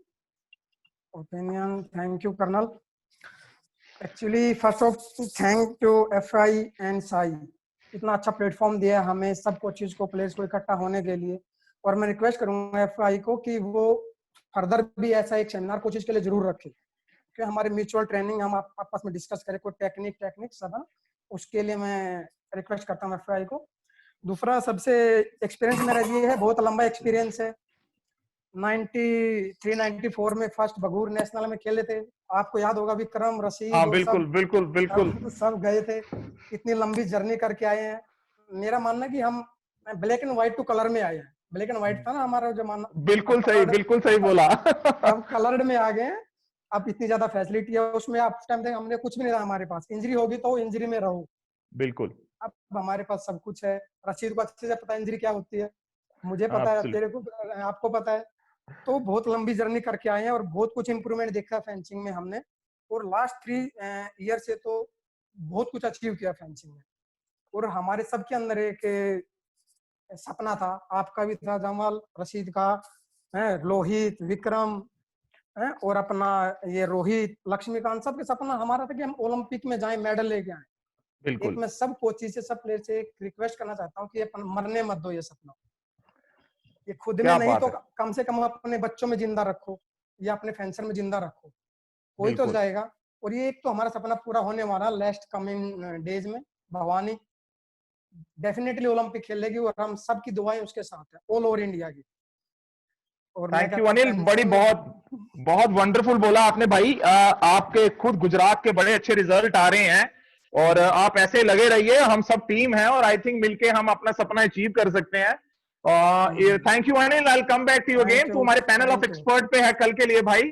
For today thank you very much. Anil ने एक बहुत अच्छी बात बोली, don't let your dream die. Nelson Mandela ने बोला था एक बार, there is no passion in playing small. अगर कोई चीज बड़े रिस्क फ्री होके नहीं खेलते हैं तो वो it is you are playing small. When you fail forward. अगर आप एक स्टेप लेते हैं, अगर आप एक नेशनल चैंपियनशिप में पहले राउंड में हारे हैं तो इंश्योर कीजिए अगले नेशनल चैंपियनशिप में आप तीसरे राउंड में हारे। He told fail big, fail big, not winning, fail big. Every time you fail big, you go ahead. Krishan ji, over to you. This interactive session is very intelligent, I would request if you another 15-20 minutes, if you can finish it, we will get more people online. Over to you. Thank you. Thank you, sir. And I finished about the taking of the attack on blade. Now हम लोग start करेंगे taking of blade actions in foil. अब taking of blade actions Mohit sir ने भी discuss किए थे AP में, because मैंने आपको बताया since it is a thrusting weapon foil और ईपी, तो बहुत सारे एक्शन सिमिलर हैं। तो टेकिंग ऑफ द ब्लेड जो एक्शंस हैं वो भी सिमिलर है, जो फॉयल में है वही ईपी में एक्सिक्यूट होते हैं, but difference is execution. Taking off the blade actions बहुत रेयर एग्जीक्यूट होते हैं, बट रेयर मींस अगर आप 100 में से 80% अगर ये ईपी में हो रहे हैं तो 100 में से आई थिंक 30 या 20% ही ये इसमें यूज होते हैं फॉयल में। यहाँ पर अटैक ऑन ब्लेड पेंट्स ये ज्यादा एप्लीकेशन में देखने को मिलता है। Now what is taking off the blade? तो टेकिंग ऑफ द ब्लेड एक ऐसा एक्शन होता है जिसमें आप ओपोनेंट के ब्लेड को आप डोमिनेट करके उसको बिना छोड़े हुए once you catch it you finish it with your hit only, तो उस एक्शन को हम बोलते हैं टेकिंग ऑफ द ब्लेड। उसकी क्लासिफिकेशन आपको मोहित सर ने भी बताई थी, and again I repeat it, it is opposition, croisé, bind and envelopment. ये अशोक सर ने भी अपनी लास्ट उसमें स्लाइड्स में इसको एक्सप्लेन किया था। What is opposition? When you catch the blade and finish in the same line, जिस लाइन में आपने पकड़ा उसी लाइन में जाके जब आप हिट करते हैं, that is opposition। और क्रोजे होता है जिस लाइन में, for example if I catch it in a quad और क्वाड से मैं उसको नीचे लेके आऊं सेम ऑपोजिट लो लाइन में, क्वाड से अगर सेप्टी में ले जाके हिट करूं, that is called as a croisé. And bind is जब जिस लाइन में आपने पकड़ा है उससे ऑपोजिट लो लाइन में लेके जाके, for example catch in quarte, I will take it to octave और second, that is known as a bind. And envelopment जिस लाइन में आपने कैच किया उसी लाइन में एक सर्कुलर मोशन करके, मींस एक सर्कुलर एक्शन कंप्लीट करके जब कंप्लीट एक्शन को एग्जीक्यूट करते हैं, that is known as envelopment. Because ये चारों एक्शन को वर्बली समझाना बहुत मुश्किल है, तो मैंने सिर्फ 2 ही वीडियोस में बताया है, आपको डाला है। फर्स्ट वन वाज फ्लिक और दूसरा ये मैंने जो डाला है that is regarding the taking off the blade. चारों एक्शंस को आई थिंक मैक्सिमम 20 सेकंड और 30 सेकंड की वीडियो इट एक्सप्लेन एवरीथिंग।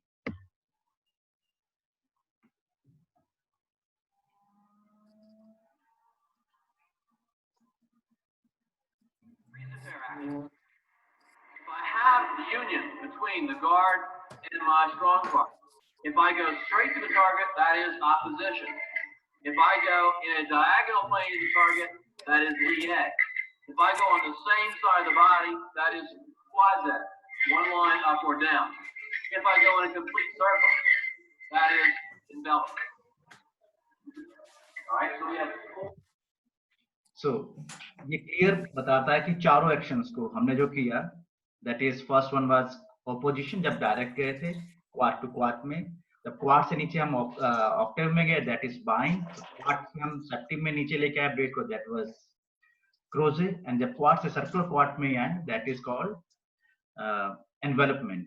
अब मैंने अभी थोड़ी देर पहले डिस्कस किया था या मैंने बोला था कि ये कम यूज होता है फॉयल में, रीजन बीइंग कि foil is a lighter weapon and hand movement, the action of hand is much faster. You will not find it for the longer duration कि आप उसके ऊपर opposition कर सके। ब्लेड को जल्दी विड्रॉ करना या आर्म को विड्रॉ करना, ब्लेड को पुल करना, ये एक्शन ज्यादा होते हैं, तो इसीलिए टेकिंग ऑफ द ब्लेड को एग्जीक्यूट करना इतना आसान नहीं है। मे बी कोई like someone who is a very good control on his point and blade, he can execute it. It is there, but the chances of execution is very less. But in FA it is very common and very frequent. Now we'll move further. जो last slide है, last section है, that is compound attack. अब compound attack का मतलब क्या होता है? Compound attack का मतलब होता है, जैसे हमने पहले स्टार्ट किया था सिंपल अटैक से। सिंपल अटैक का मतलब होता है जब आप किसी भी एक्शन को एक फेंसिंग टाइम में कंप्लीट करते हैं। अब यहाँ कंपाउंड का मतलब है when we complete the action attack with more than one fencing time, जब किसी भी एक्शन को कंप्लीट करने के लिए, अटैक को खत्म करने के लिए आप एक से ज्यादा फेंसिंग टाइम में कंप्लीट करते हैं, that is known as a compound attack.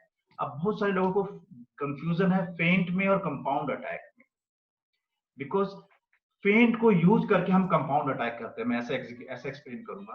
फेंट इज ए यू कैन से part of compound attack. Compound attack एक ऐसा एक्शन है जिसमें एक से ज्यादा फेंसिंग टाइम में आप हिट कर सकते हैं, बट फेंट एक ऐसा एक्शन है जो कंपाउंड अटैक में यूज होता है। अब आगे हम इसको डिस्कस करेंगे। अगेन मैंने लास्ट टाइम भी डिस्कस किया था, मैं हर एक चीज को किसी न किसी रेफरेंस पॉइंट से लेके चल रहा हूँ। तो यहाँ रेफरेंस पॉइंट है रूल बुक अगेन। तो rule book gives us advantage कि अगर मैं कंपाउंड अटैक एग्जीक्यूट करूंगा और वो सही से एग्जीक्यूट होता है तो राइट ऑफ वे मेरे पास है। राइट ऑफ वे क्या है? आपने सिंपल अटैक में अगर ध्यान से सुना होगा तो दैट सेज दैट जब तक आपका पॉइंट कंटिन्यूअसली ओपोनेंट के वैलिड टारगेट को थ्रेटन करते हुए उसकी तरफ जा रहा है तब तक आपके पास राइट ऑफ वे है।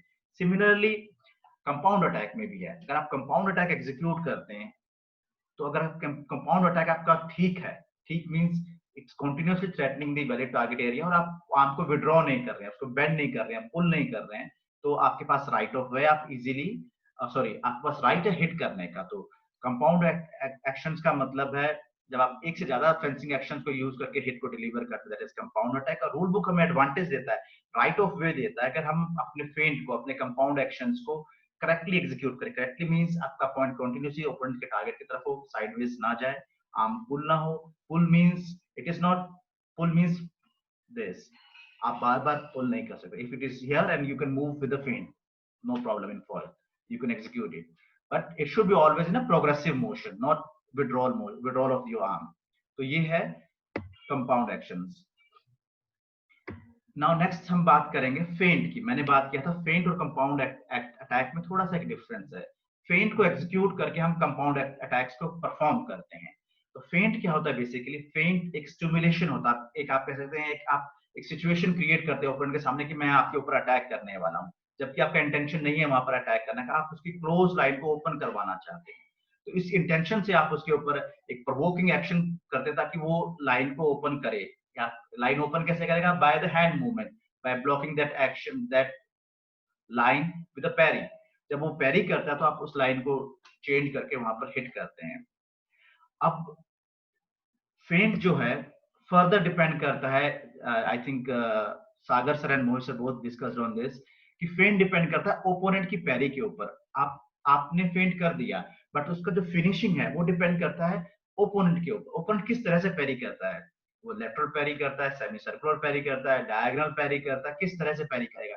जिस तरह से वो पैरी करेगा उस तरह से ही आपको उस ब्लेड को वहां से डिसीव करना है, वहां से डिसएंगेज करना है, वहां से हटाना है। It is very clear.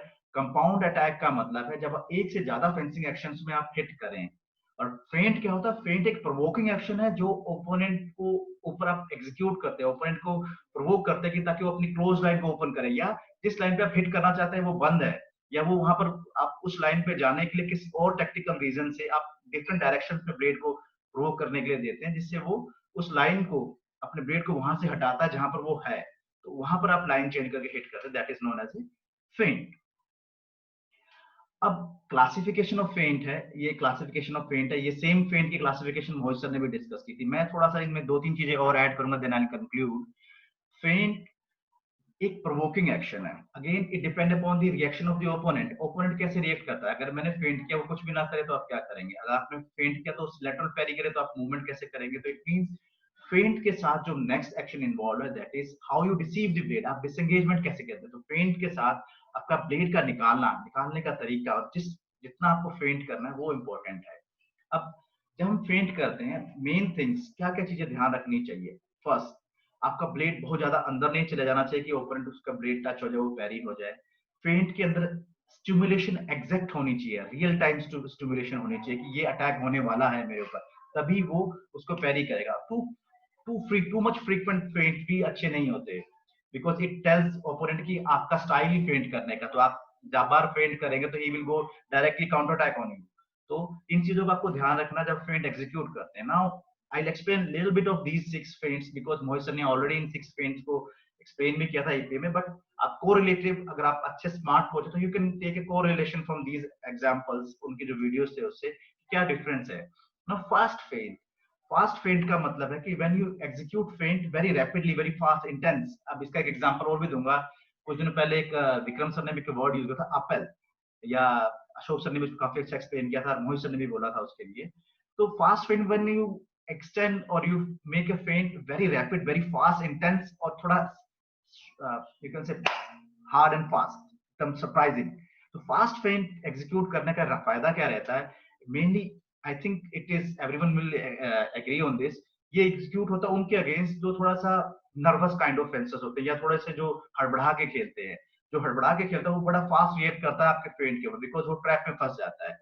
तो उन फेंसर्स के अगेंस्ट आप फास्ट फेंट कर सकते हो। तो फास्ट फेंट में when you execute very rapidly, intense execute करते हैं, बट अगेन सेम, बहुत क्लोज आपका फेंट नहीं जाना चाहिए, बहुत नजदीक नहीं जाना चाहिए उनके। देन कंबाइंड फेंट। अब कॉम्बिनेशन ऑफ फेंट का मतलब है when you combine like disengagement फेंट और बीट फेंट, मतलब आप फेंट को कंबाइन कर सकते हैं ब्लेड एक्शंस के साथ भी। मैंने ब्लेड एक्शंस इससे पहले क्यों बताया, बिकॉज वो blade action transfer of learning में यहाँ आ रहे हैं। आप बीट फेंट, बीट डिसएंगेजमेंट फेंट, आप इन चीजों को कंबाइन कर सकते हैं फेंट के साथ। अब पहले वाला जो फेंट था वो उन्होंने बोला कि वो है नर्वस फेंसर के साथ। जो कंबाइंड फेंट है वो यूज होता है जो बहुत सोफिस्टिकेटेड फेंसर्स होते हैं, और जैसे कि जो काम फेंसर्स होते हैं, बड़ा शांत रहते हैं, बहुत लेट डिसीजन लेते हैं कि लास्ट मोमेंट पे पैरी करना है, तो उनके अगेंस्ट आप उनको रियल टाइम स्टिमुलस देते हैं कि हाँ मैं तेरे ऊपर अटैक कर, बीट हिट, मैं अटैक करने वाला, बीट फेंट इंगेज मैं हिट करने वाला हूँ। तो उनके अगेंस्ट आप एक नया स्टिमुलस जनरेट करते हैं, तो आप वहां पर कॉम्बिनेशन ऑफ फेंट यूज करते हैं, बीट फेंट, प्रिजिफियर फेंट, और कुछ अलग अलग तरह के फेंट को आप एग्जीक्यूट कर सकते हैं। नेक्स्ट इज फेंट विद रेज फुट, ये भी लास्ट टाइम डिस्कस हुआ था एपे के अंदर। अब फेंट विद रेज फुट का मतलब है कि जब आप फेंट करते हैं विद रेज फुट, व्हाई? मैंने जब पहला लेक्चर लिया था अपना सैपर का, तो उसमें मैंने एक चीज बोली थी कि you have to always remain closer to the floor. जितना आप क्लोज रहेंगे फ्लोर के, उतना आपकी डिसीजन मेकिंग कैपेसिटी अच्छी होगी।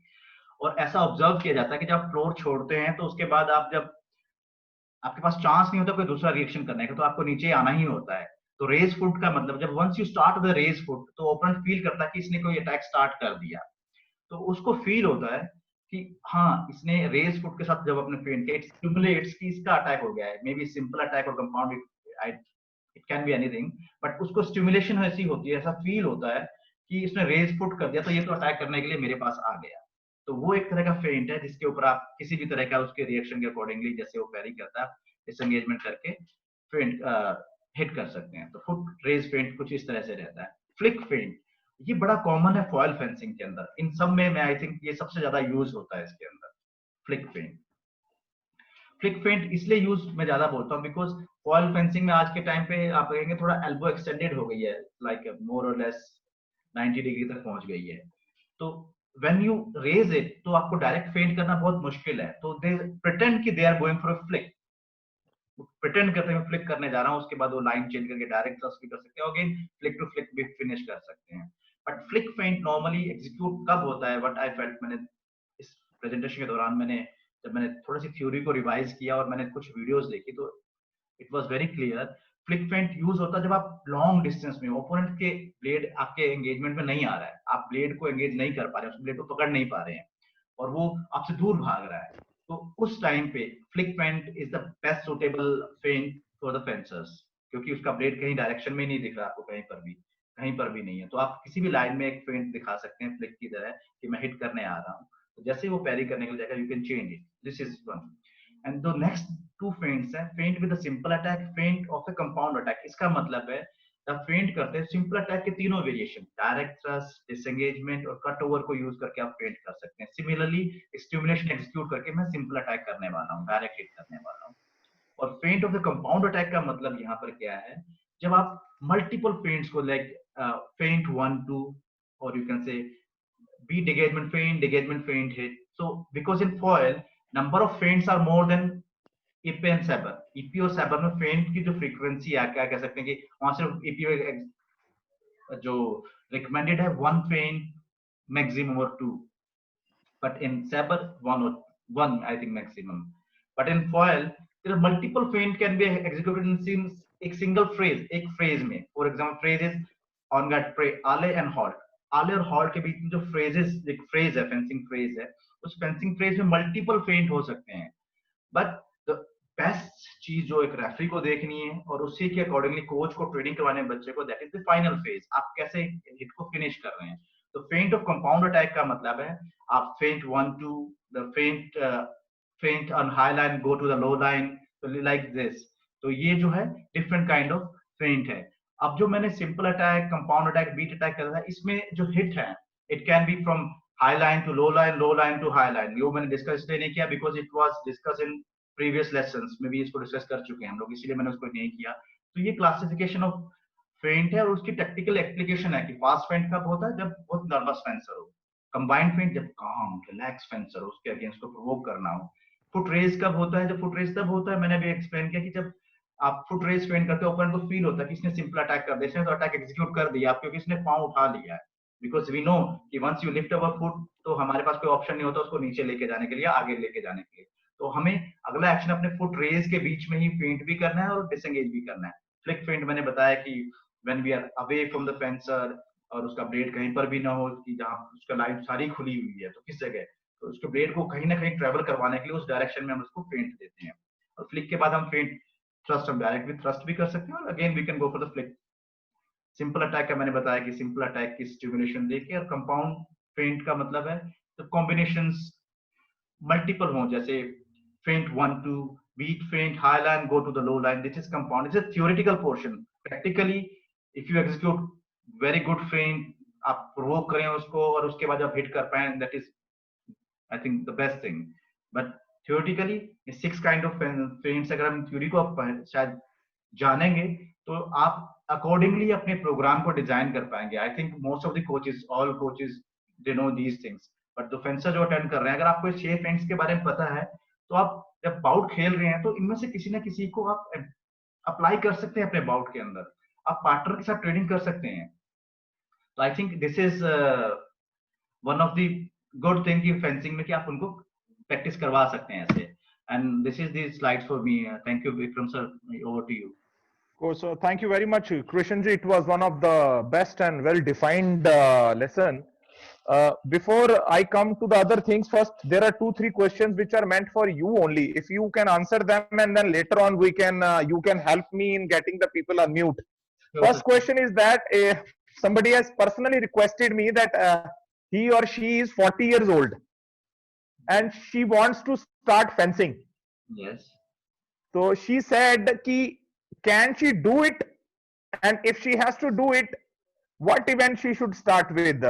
Question for हिंदी के लिए, कोई एक आदमी है जो 40 साल का है, वो फेंसिंग शुरू करना चाहता है, उनके बच्चे फेंसिंग खेलते हैं, and they want कि मैं फेंसिंग खेलना सकती हूं, अगर सकता हूं या सकती हूं तो कौन सा इवेंट मुझे शुरू करना चाहिए? 10 seconds, please be brief.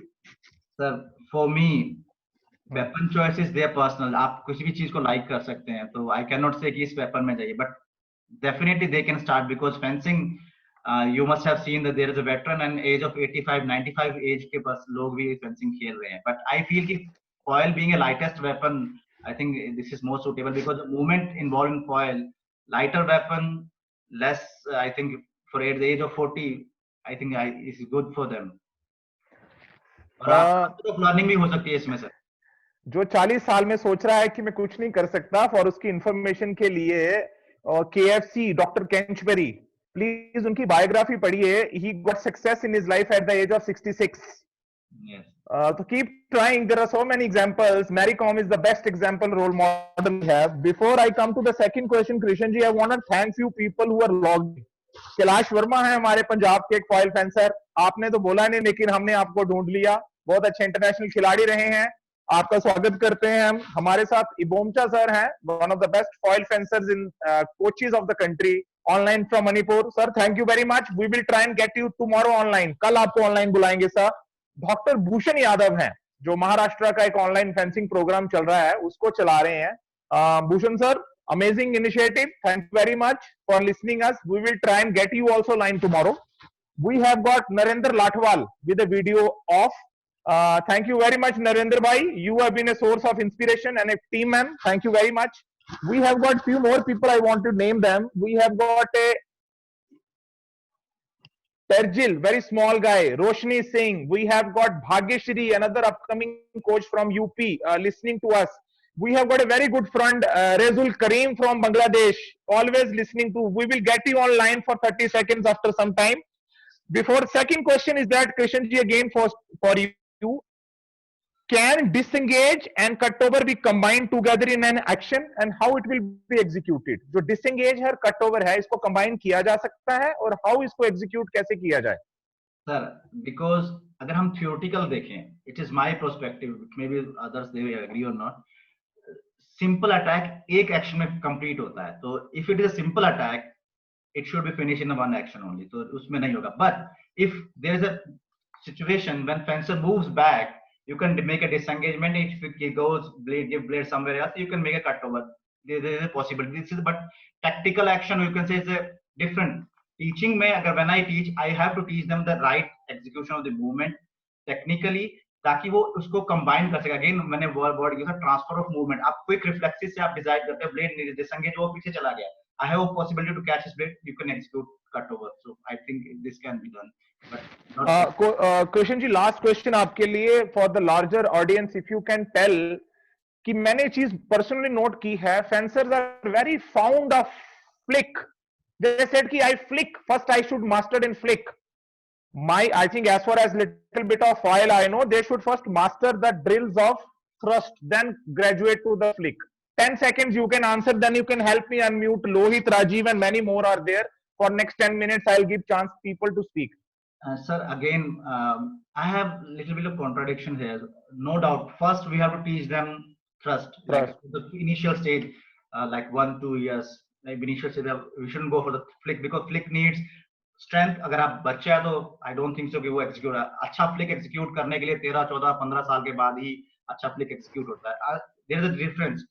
अगर कोई बायोलॉजिकली बहुत जल्दी एडवांस हो चुका है तो he must be having power, he can execute it, but at early age आप देखेंगे भी नहीं इसको। तो इट इज टीचिंग में रिकमेंडेड यही है कि आप first go for the thrust, then flicks, later on to flicks. Yes sir, flash. Okay, transfer of learning की वहां जो ब्लेड के टच का बटन का फीलिंग है, you can get exact feeling in thrust only. उसके बाद आप फ्लिक करेंगे तो यू नो हिट हो गया कि नहीं हो गया, वो फीलिंग जो है that comes to your tips, that is specific term I have forgot, timing, you can feel it.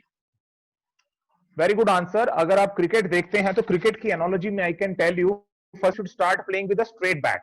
पहले आप स्ट्रेट बैट से खेलिए, once you master that then you can play cross bat, hook, sweep, reverse sweep and all those things. For basic is straight bat, that is first. Okay, please unmute Lohit and our other second panel of expert Goldie. We have got, I will be getting Vishal Rao, Pradeep from Gujarat, Deepa Chauhan, then I will get Rezul Islam from Bangladesh, and yesterday Utsavi could not speak उसके बाद, पर पहले we will answer the questions and there are two more people I wanted to speak. Lohit, are you there? Yes, Vikram. yes. Lohit, first question for you: how to play a tall fencer? Can you give 10 seconds? Well, I think I don't know. Yes. Well, if you see, most of the fencers, have this misconception that if you are tall, yes, you always have an advantage. But you also know that fencing is the only combat sport without a weight category. So your height and weight does not matter much. So it is, mostly the distance that really matters. So if you're tall, obviously your arm span is taller than the other fencer. So I think it is the distance that really matters and the timing that you execute. So once you practice with the taller fencers in your training arena, you will understand, how much distance that you need to apply. So this is great answer, Lohit. मैं इसमें थोड़ा add करूँगा. Another thing I want to add is that since we are talking about flicks today, the first person to start flick in India was Mr. Lakshmikant, my senior, who's one of my role model. When we used to practice. Lohit, to cut you short, we would request you, if you are in touch with Lakshmikant, please get him on session tomorrow. He was one of the best foil fencers. Another best foil fencer who started flick in India is Ranjit from Manipur. We'll try and get him also tomorrow. I'll try Lohit, since he's in the police department, he's on duty, but I will try my best to get him on. Sure. For today. Now, another thing, the taller you are, your center of gravity of your body is up. Hence, you also have got an inherited disadvantage to make balance and hit also. Okay. Now, Lohit, question is for you. Most of the people are confused. If somebody is hitting with a compound action or a complex action, and the one who's going bad, he just extend his arm, which is a simple action. People have got this confusion, which I have seen, कि अगर आप compound या if you are doing a complex action and somebody hits you with a simple action, he gets a point. You please elaborate to them, it is a fencing time which matters. If complex action is also carried out in a fencing time, whether simple action hits by opponent, it will still be attack and counter attack. Am I correct on that? Well, Colonel, as you know, foil and saber are conventional weapons, and these weapons usually are, when you are playing a bout, referee sees how well you execute the actions. So the execution of the actions are very important. So it is about how well you impress the referee with your actions. It is like an artist performing on the piste. So even if your lunge is like a counter attack, if it looks like a counter attack, for me, the one who does a clear lunge is the attacker. So with conventional weapons, first and foremost thing is your action needs to be clear. And second thing, coming to your point that complex action and simple action, well, if these are on one fencing time, like Krishan sir and Sagar sir explained what is one fencing time. If it is executed at the same time and if both hit at the same time, then it is simultaneous. But if one does not do it in one fencing time, then obviously the other person gets the point. So thank you, Lohit. Thank you, Lohit. Rajiv Goldie, you are there? जी sir. Rajiv, आपके लिए सवाल है कि fencer ए attack करता है fencer B पे. Fencer A attacks fencer B. After doing the riposte, fencer B थोड़ी सी पैरी अपनी डिले करता है. उसी समय फेंसर ए अपना अटैक रिन्यू कर देता है. आप इसको थोड़ा इलेबरेट कीजिए कि फेंसिंग, हाउ रेफरी जज इट कि it is a delayed parry and remise attack has been initiated. 20 seconds. Sir, ये क्वेश्चन का आंसर आधा रोहित सर ने दे दिया है, क्योंकि एक वन फेंसिंग टाइम फेंसर ए ने अटैक किया, फेंसर बी ने पैरी किया एंड ये डिले किया, इस ऑटोमेटिकली डिले किया है, ऑलवेज डिले. उसका डिले होने से पहले इसकी टाइमिंग इज करेक्ट, इसने टाइमिंग करके फिर बाद में उसकी this is same action. Rajiv, there is a problem in your sound. There is a problem in sound. I would request you put on earphone. You're not audible. I will come back to you again. Yeah. Come. Yes. Is it okay, sir? Yeah. Please. Okay. I repeat once again. जैसे कि fencer ए ने attack किया और fencer B ने पैरी किया, repose से उस time पे वन फेंसिंग टाइम में नहीं किया, तो फेंसर जिसने अटैक किया वो अपना अटैक कंटिन्यूअसली करता है, उसके बाद सामने वाले का reaction. This game is basically action reaction. आपका reaction fast नहीं हुआ अटैक के बाद. So this is always attack, parry, riposte. हम कभी इसको पढ़ेंगे. इसे आपका simultaneously हो जाता है because of delay. Okay, got it. We always call referees Rajiv, Rajiv, sorry, there is a problem in your sound. We have got a short of time. Please, tomorrow again your panel of expert get your sound all right. Thank you. Now I will go to the Razul Islam. Razul Islam, I have unmuted you. Thank you very much. Next 20 seconds. Your friend from friendly country Bangladesh. आपको how you are finding this course? Hello. Yes. Hello sir, आप बहुत बहुत धन्यवाद देता हूँ आप सब लोग को, क्योंकि फेंसिंग एसोसिएशन ऑफ इंडिया इस कोर्स के लिए बहुत अच्छा काम कर रहा है. हम और भी धन्यवाद देता हूँ क्योंकि हम लोग भी आपको साथ अटेंड कर रहा हो. सर, एक रिक्वेस्ट कर रहा हूँ आप सब लोग के पास से, आप जब भी इंटरनेशनल कोई कोर्स ट्रेनिंग कर रहा हो इंडिया में, हम लोग को अटेंड करोगे तो हम लोग बहुत अपग्रेड हो जाएंगे. और भी आप सब लोग को बहुत बहुत धन्यवाद देता हूँ क्योंकि हमारा जो शुरुआत हुआ तो अब कंट्री से 2 कोच आया था मेरा कंट्री में. एक पर अमिताभ सर और राकेश कुमार, और भी लोहित भाई और राशिद भाई भी आया था लिफ्ट करने के लिए. बहुत अच्छा किया इन सब लोग. तो आप जब भी कोई काम फेंसिंग के लिए अपडेट कर रहा हो, हम लोग के साथ लेकर करोगे तो अच्छा होगा. Thank you so much. Thank you, Razul. You guys are traditional friend of India, and definitely we will put across this point to the people up. No, I wanted to get Utkarshi or Deepa Chauhan online if they are there, because they have given some wonderful answers and I wanted to highlight them. Coach, if you can see them. Krishan ji, if you can see them, Utkarshi Chaturvedi and Deepa is there. Over to Deepa ji. Thank you very much for to be online. आपने कल बहुत अच्छा answer दिया था related to recovery. 20 seconds आप अपने you share your experience of this course and your answer. 20 seconds please. Thank you, sir. Good morning, everyone, and good morning, all coaches and all fencers over everyone from everywhere. So it's question from कि recovery for athlete best way क्या है.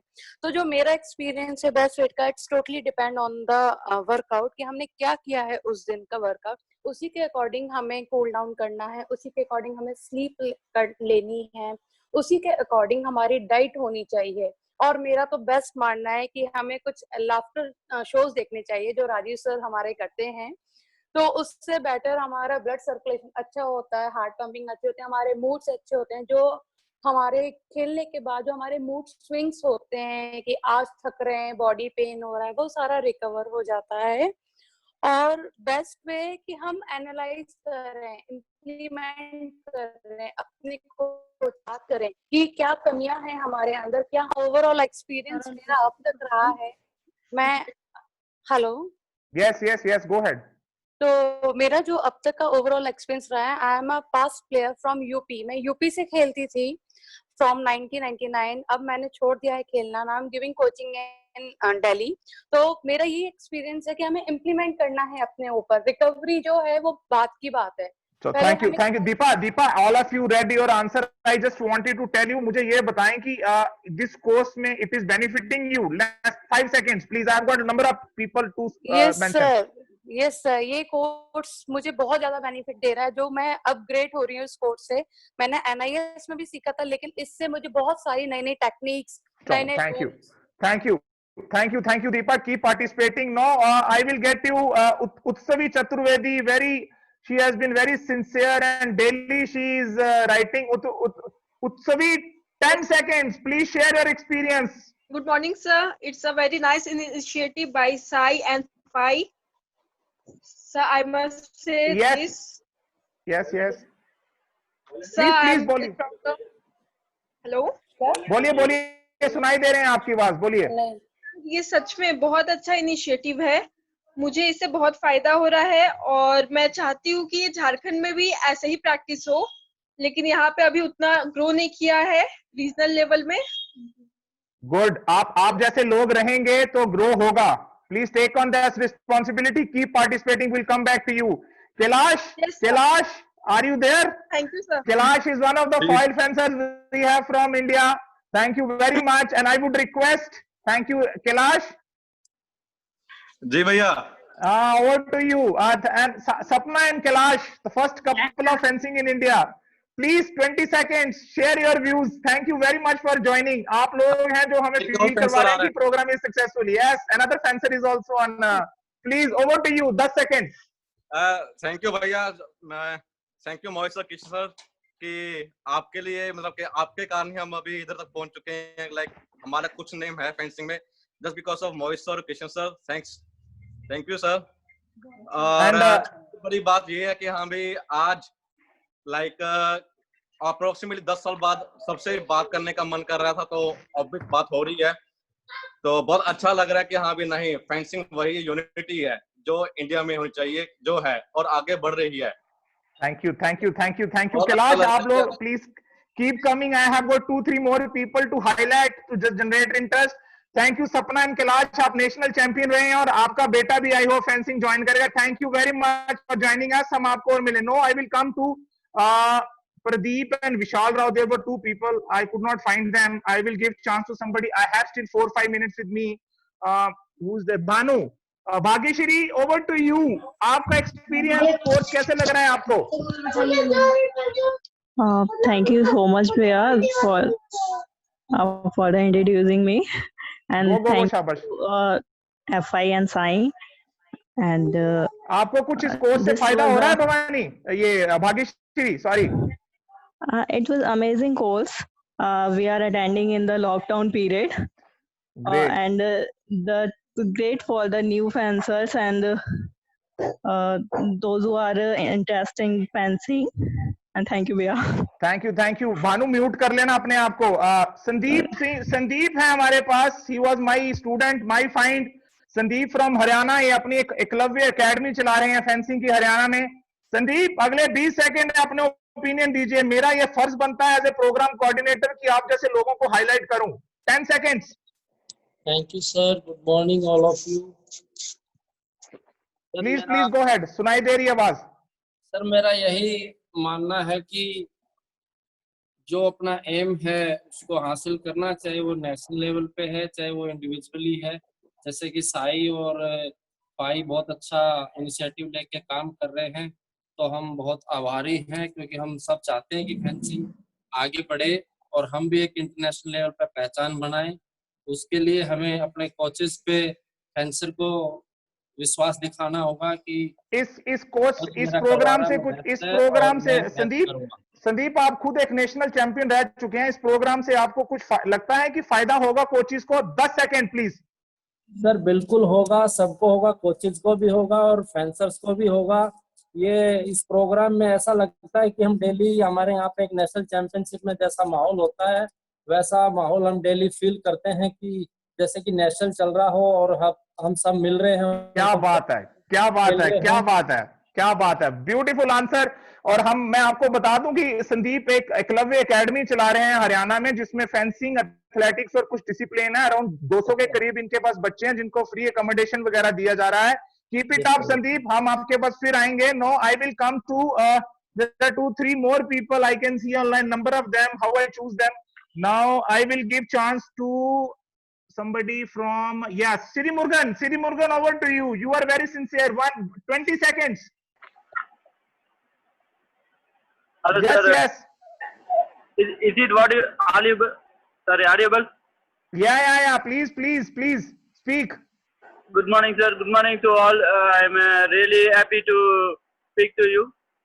You are learning something from this course? Yes, sir. Of course, sir. I learn. Actually, I finished my NIS course 1 year before, but okay. It is useful for me and my state people also. Even every people also. Okay.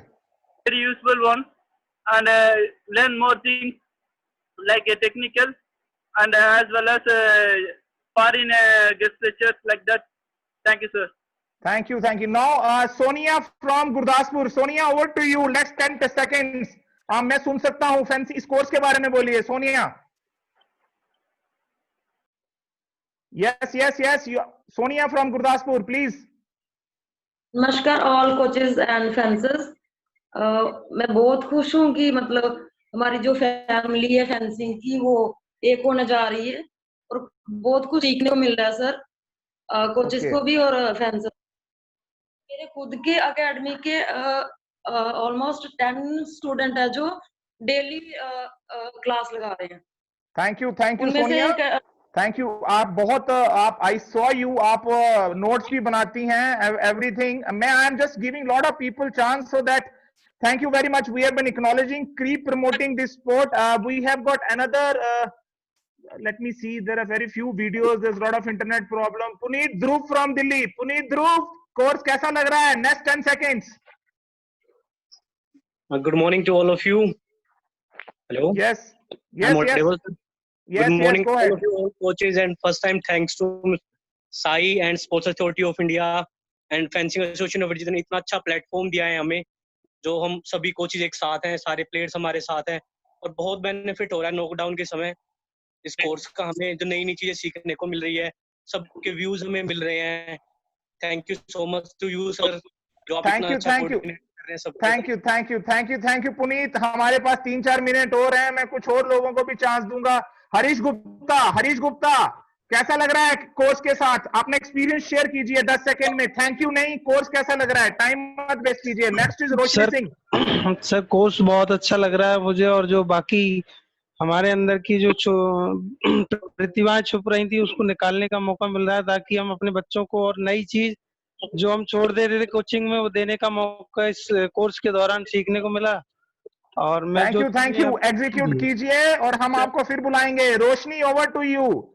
आपको कैसा लग रहा है course सीख के? कुछ सीखने को मिल रहा है ना यार? I have still 2-3 minutes, I will get more people online. Yes Roshni बोलिए, सुन रहे हैं? I think there is a problem in the internet. Vijay Das या रोशनी, गो ahead. Good morning, sir, and all fencers. First of all, I thank Sports Authority of India and Fencing Association for taking this initiative. Sport is very benefit and बहुत कुछ सीखने को मिल रहा है, new techniques and attacks. I thank everyone for taking this initiative. Thank you. God bless. Keep praying. Vijay Das Panik, 10 minute. आप सिर्फ रोज मैंने देखा आप बिल्कुल मास्क लगा के देखते हैं, कैसा कुछ सीखने को मिल रहा है आपको? हेलो। हाँ यस बोलिए, सुन सकते हैं आपको। Good morning sir. हाँ जी सर, मैं फिलहाल घर से बाहर रहता हूँ 300 किलोमीटर, तो इसीलिए मैं मास्क लगा के रहता हूँ। गुड। मैं आपको रोज देखता हूँ, आप बाहर कहीं वाईफाई में जाके ये कोर्स अटेंड करते हैं, आपको कुछ सीखने का मौका मिल रहा है? हाँ जी सर, बहुत कुछ। Good. You should thank our instructor panels, they are दिन रात ये कोशिश कर रहे हैं आपको सिखाने के लिए। Thank you and please stay safe. Now I still have 2 minutes, and that's why I'm saying I'll give people chance so they get lot of initiative. Now we have got Gokul Malik, 10 seconds. कैसा लग रहा है आपको? आप बहुत अच्छा काम कर रहे हैं गुजरात में, मुझे पता चला है। प्लीज। बहुत अच्छा लग रहा है सर, जो भी अपडेट्स हैं वो टाइम टू टाइम हमें मिल रही है, और थैंक्स टू ऑल। गुड। इसको इंप्लीमेंट कीजिए अपने ट्रेनिंग प्रोग्राम में, आपके बच्चों को बताइए। No, I will take last 2 people, after that I will hand over to Krishna for this. Rupesh Magar sir. No thank you, just tell me कैसा आप कुछ सीखने को मिल रहा है जो आप अपने बच्चों को सिखा पाएंगे? यस सर, बिल्कुल सही है, अच्छा है सर, डेवलपमेंट के लिए अच्छा है। गुड। और आपने क्या? गुड, अच्छा सीख रहे हैं आप। God bless you. अभी लास्ट बंदा, I will give chance to more people tomorrow.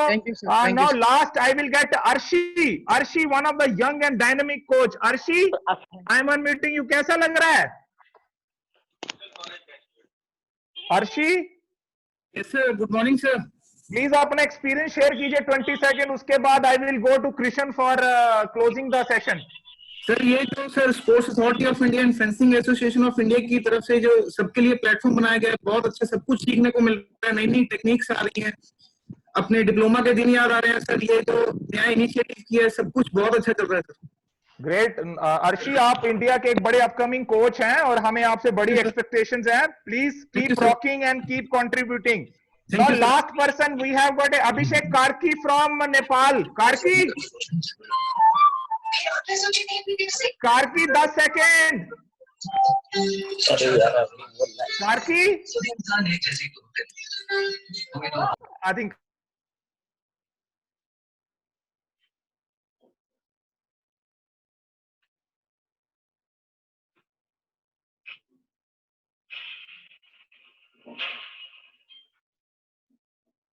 Vikram sir, you need to unmute yourself. yeah. Devika Bora.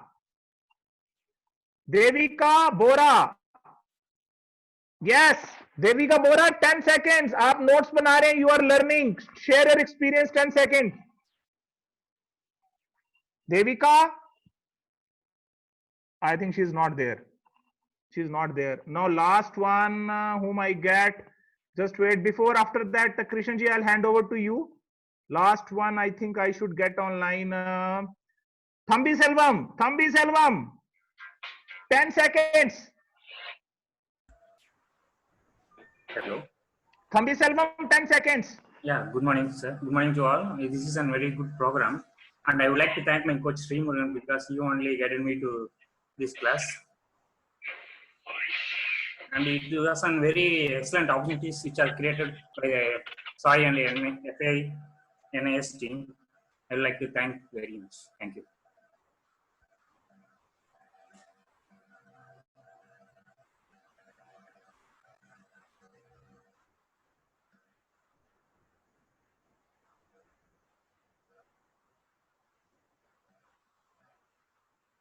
Vikram sir, unmute yourself. Krishan ji, over to you. Please close the lesson. We will give chance to people tomorrow. आप सबको ये बताना चाहता हूँ कि हमारा Facebook page पे 25,000 लोगों ने लाइक कर दिया है. Please visit that, share that. I will give more people chance tomorrow. Thank you very much for your participation. Note for the closing remark, I will go to the Krishan ji. Then I will close it. Krishan ji, please conclude. Thank you, sir. For conclusion, I'll say कि आज हमने जो offensive actions किए, it was just a basic, I can say, fundamentals or the initial positions only. Because to know the exact application, it can be done only in the through training. Because fencing is purely, you can say, techno-tactical sports. Execution of the movement depend upon the different situation, which can be practiced only through the practical applications only. तो but theory जानने से आप practical applications को easily कर पाते हैं, अपने movement को याद कर पाते हैं, उनको एग्जीक्यूट कर पाते हैं. तो I think this was the wonderful opportunity given by the FA and SI to learn the things, because we can not do practically but at least we can know the theoretical portion which can memorize us things कि ये चीज हो सकती है, which we can use it when we require it. So I think this is the only thing I have to say. Thank you, Vikram. Thank you, Krishan ji. Such a wonderful lesson. Sorry, we are not giving you much time, people, because I want most people to include, but I think point is being conveyed. Now, 2 points. First point is that कि Facebook page पे yesterday night we updated हमारी एक periodization in fencing की class है 10 मई के बाद.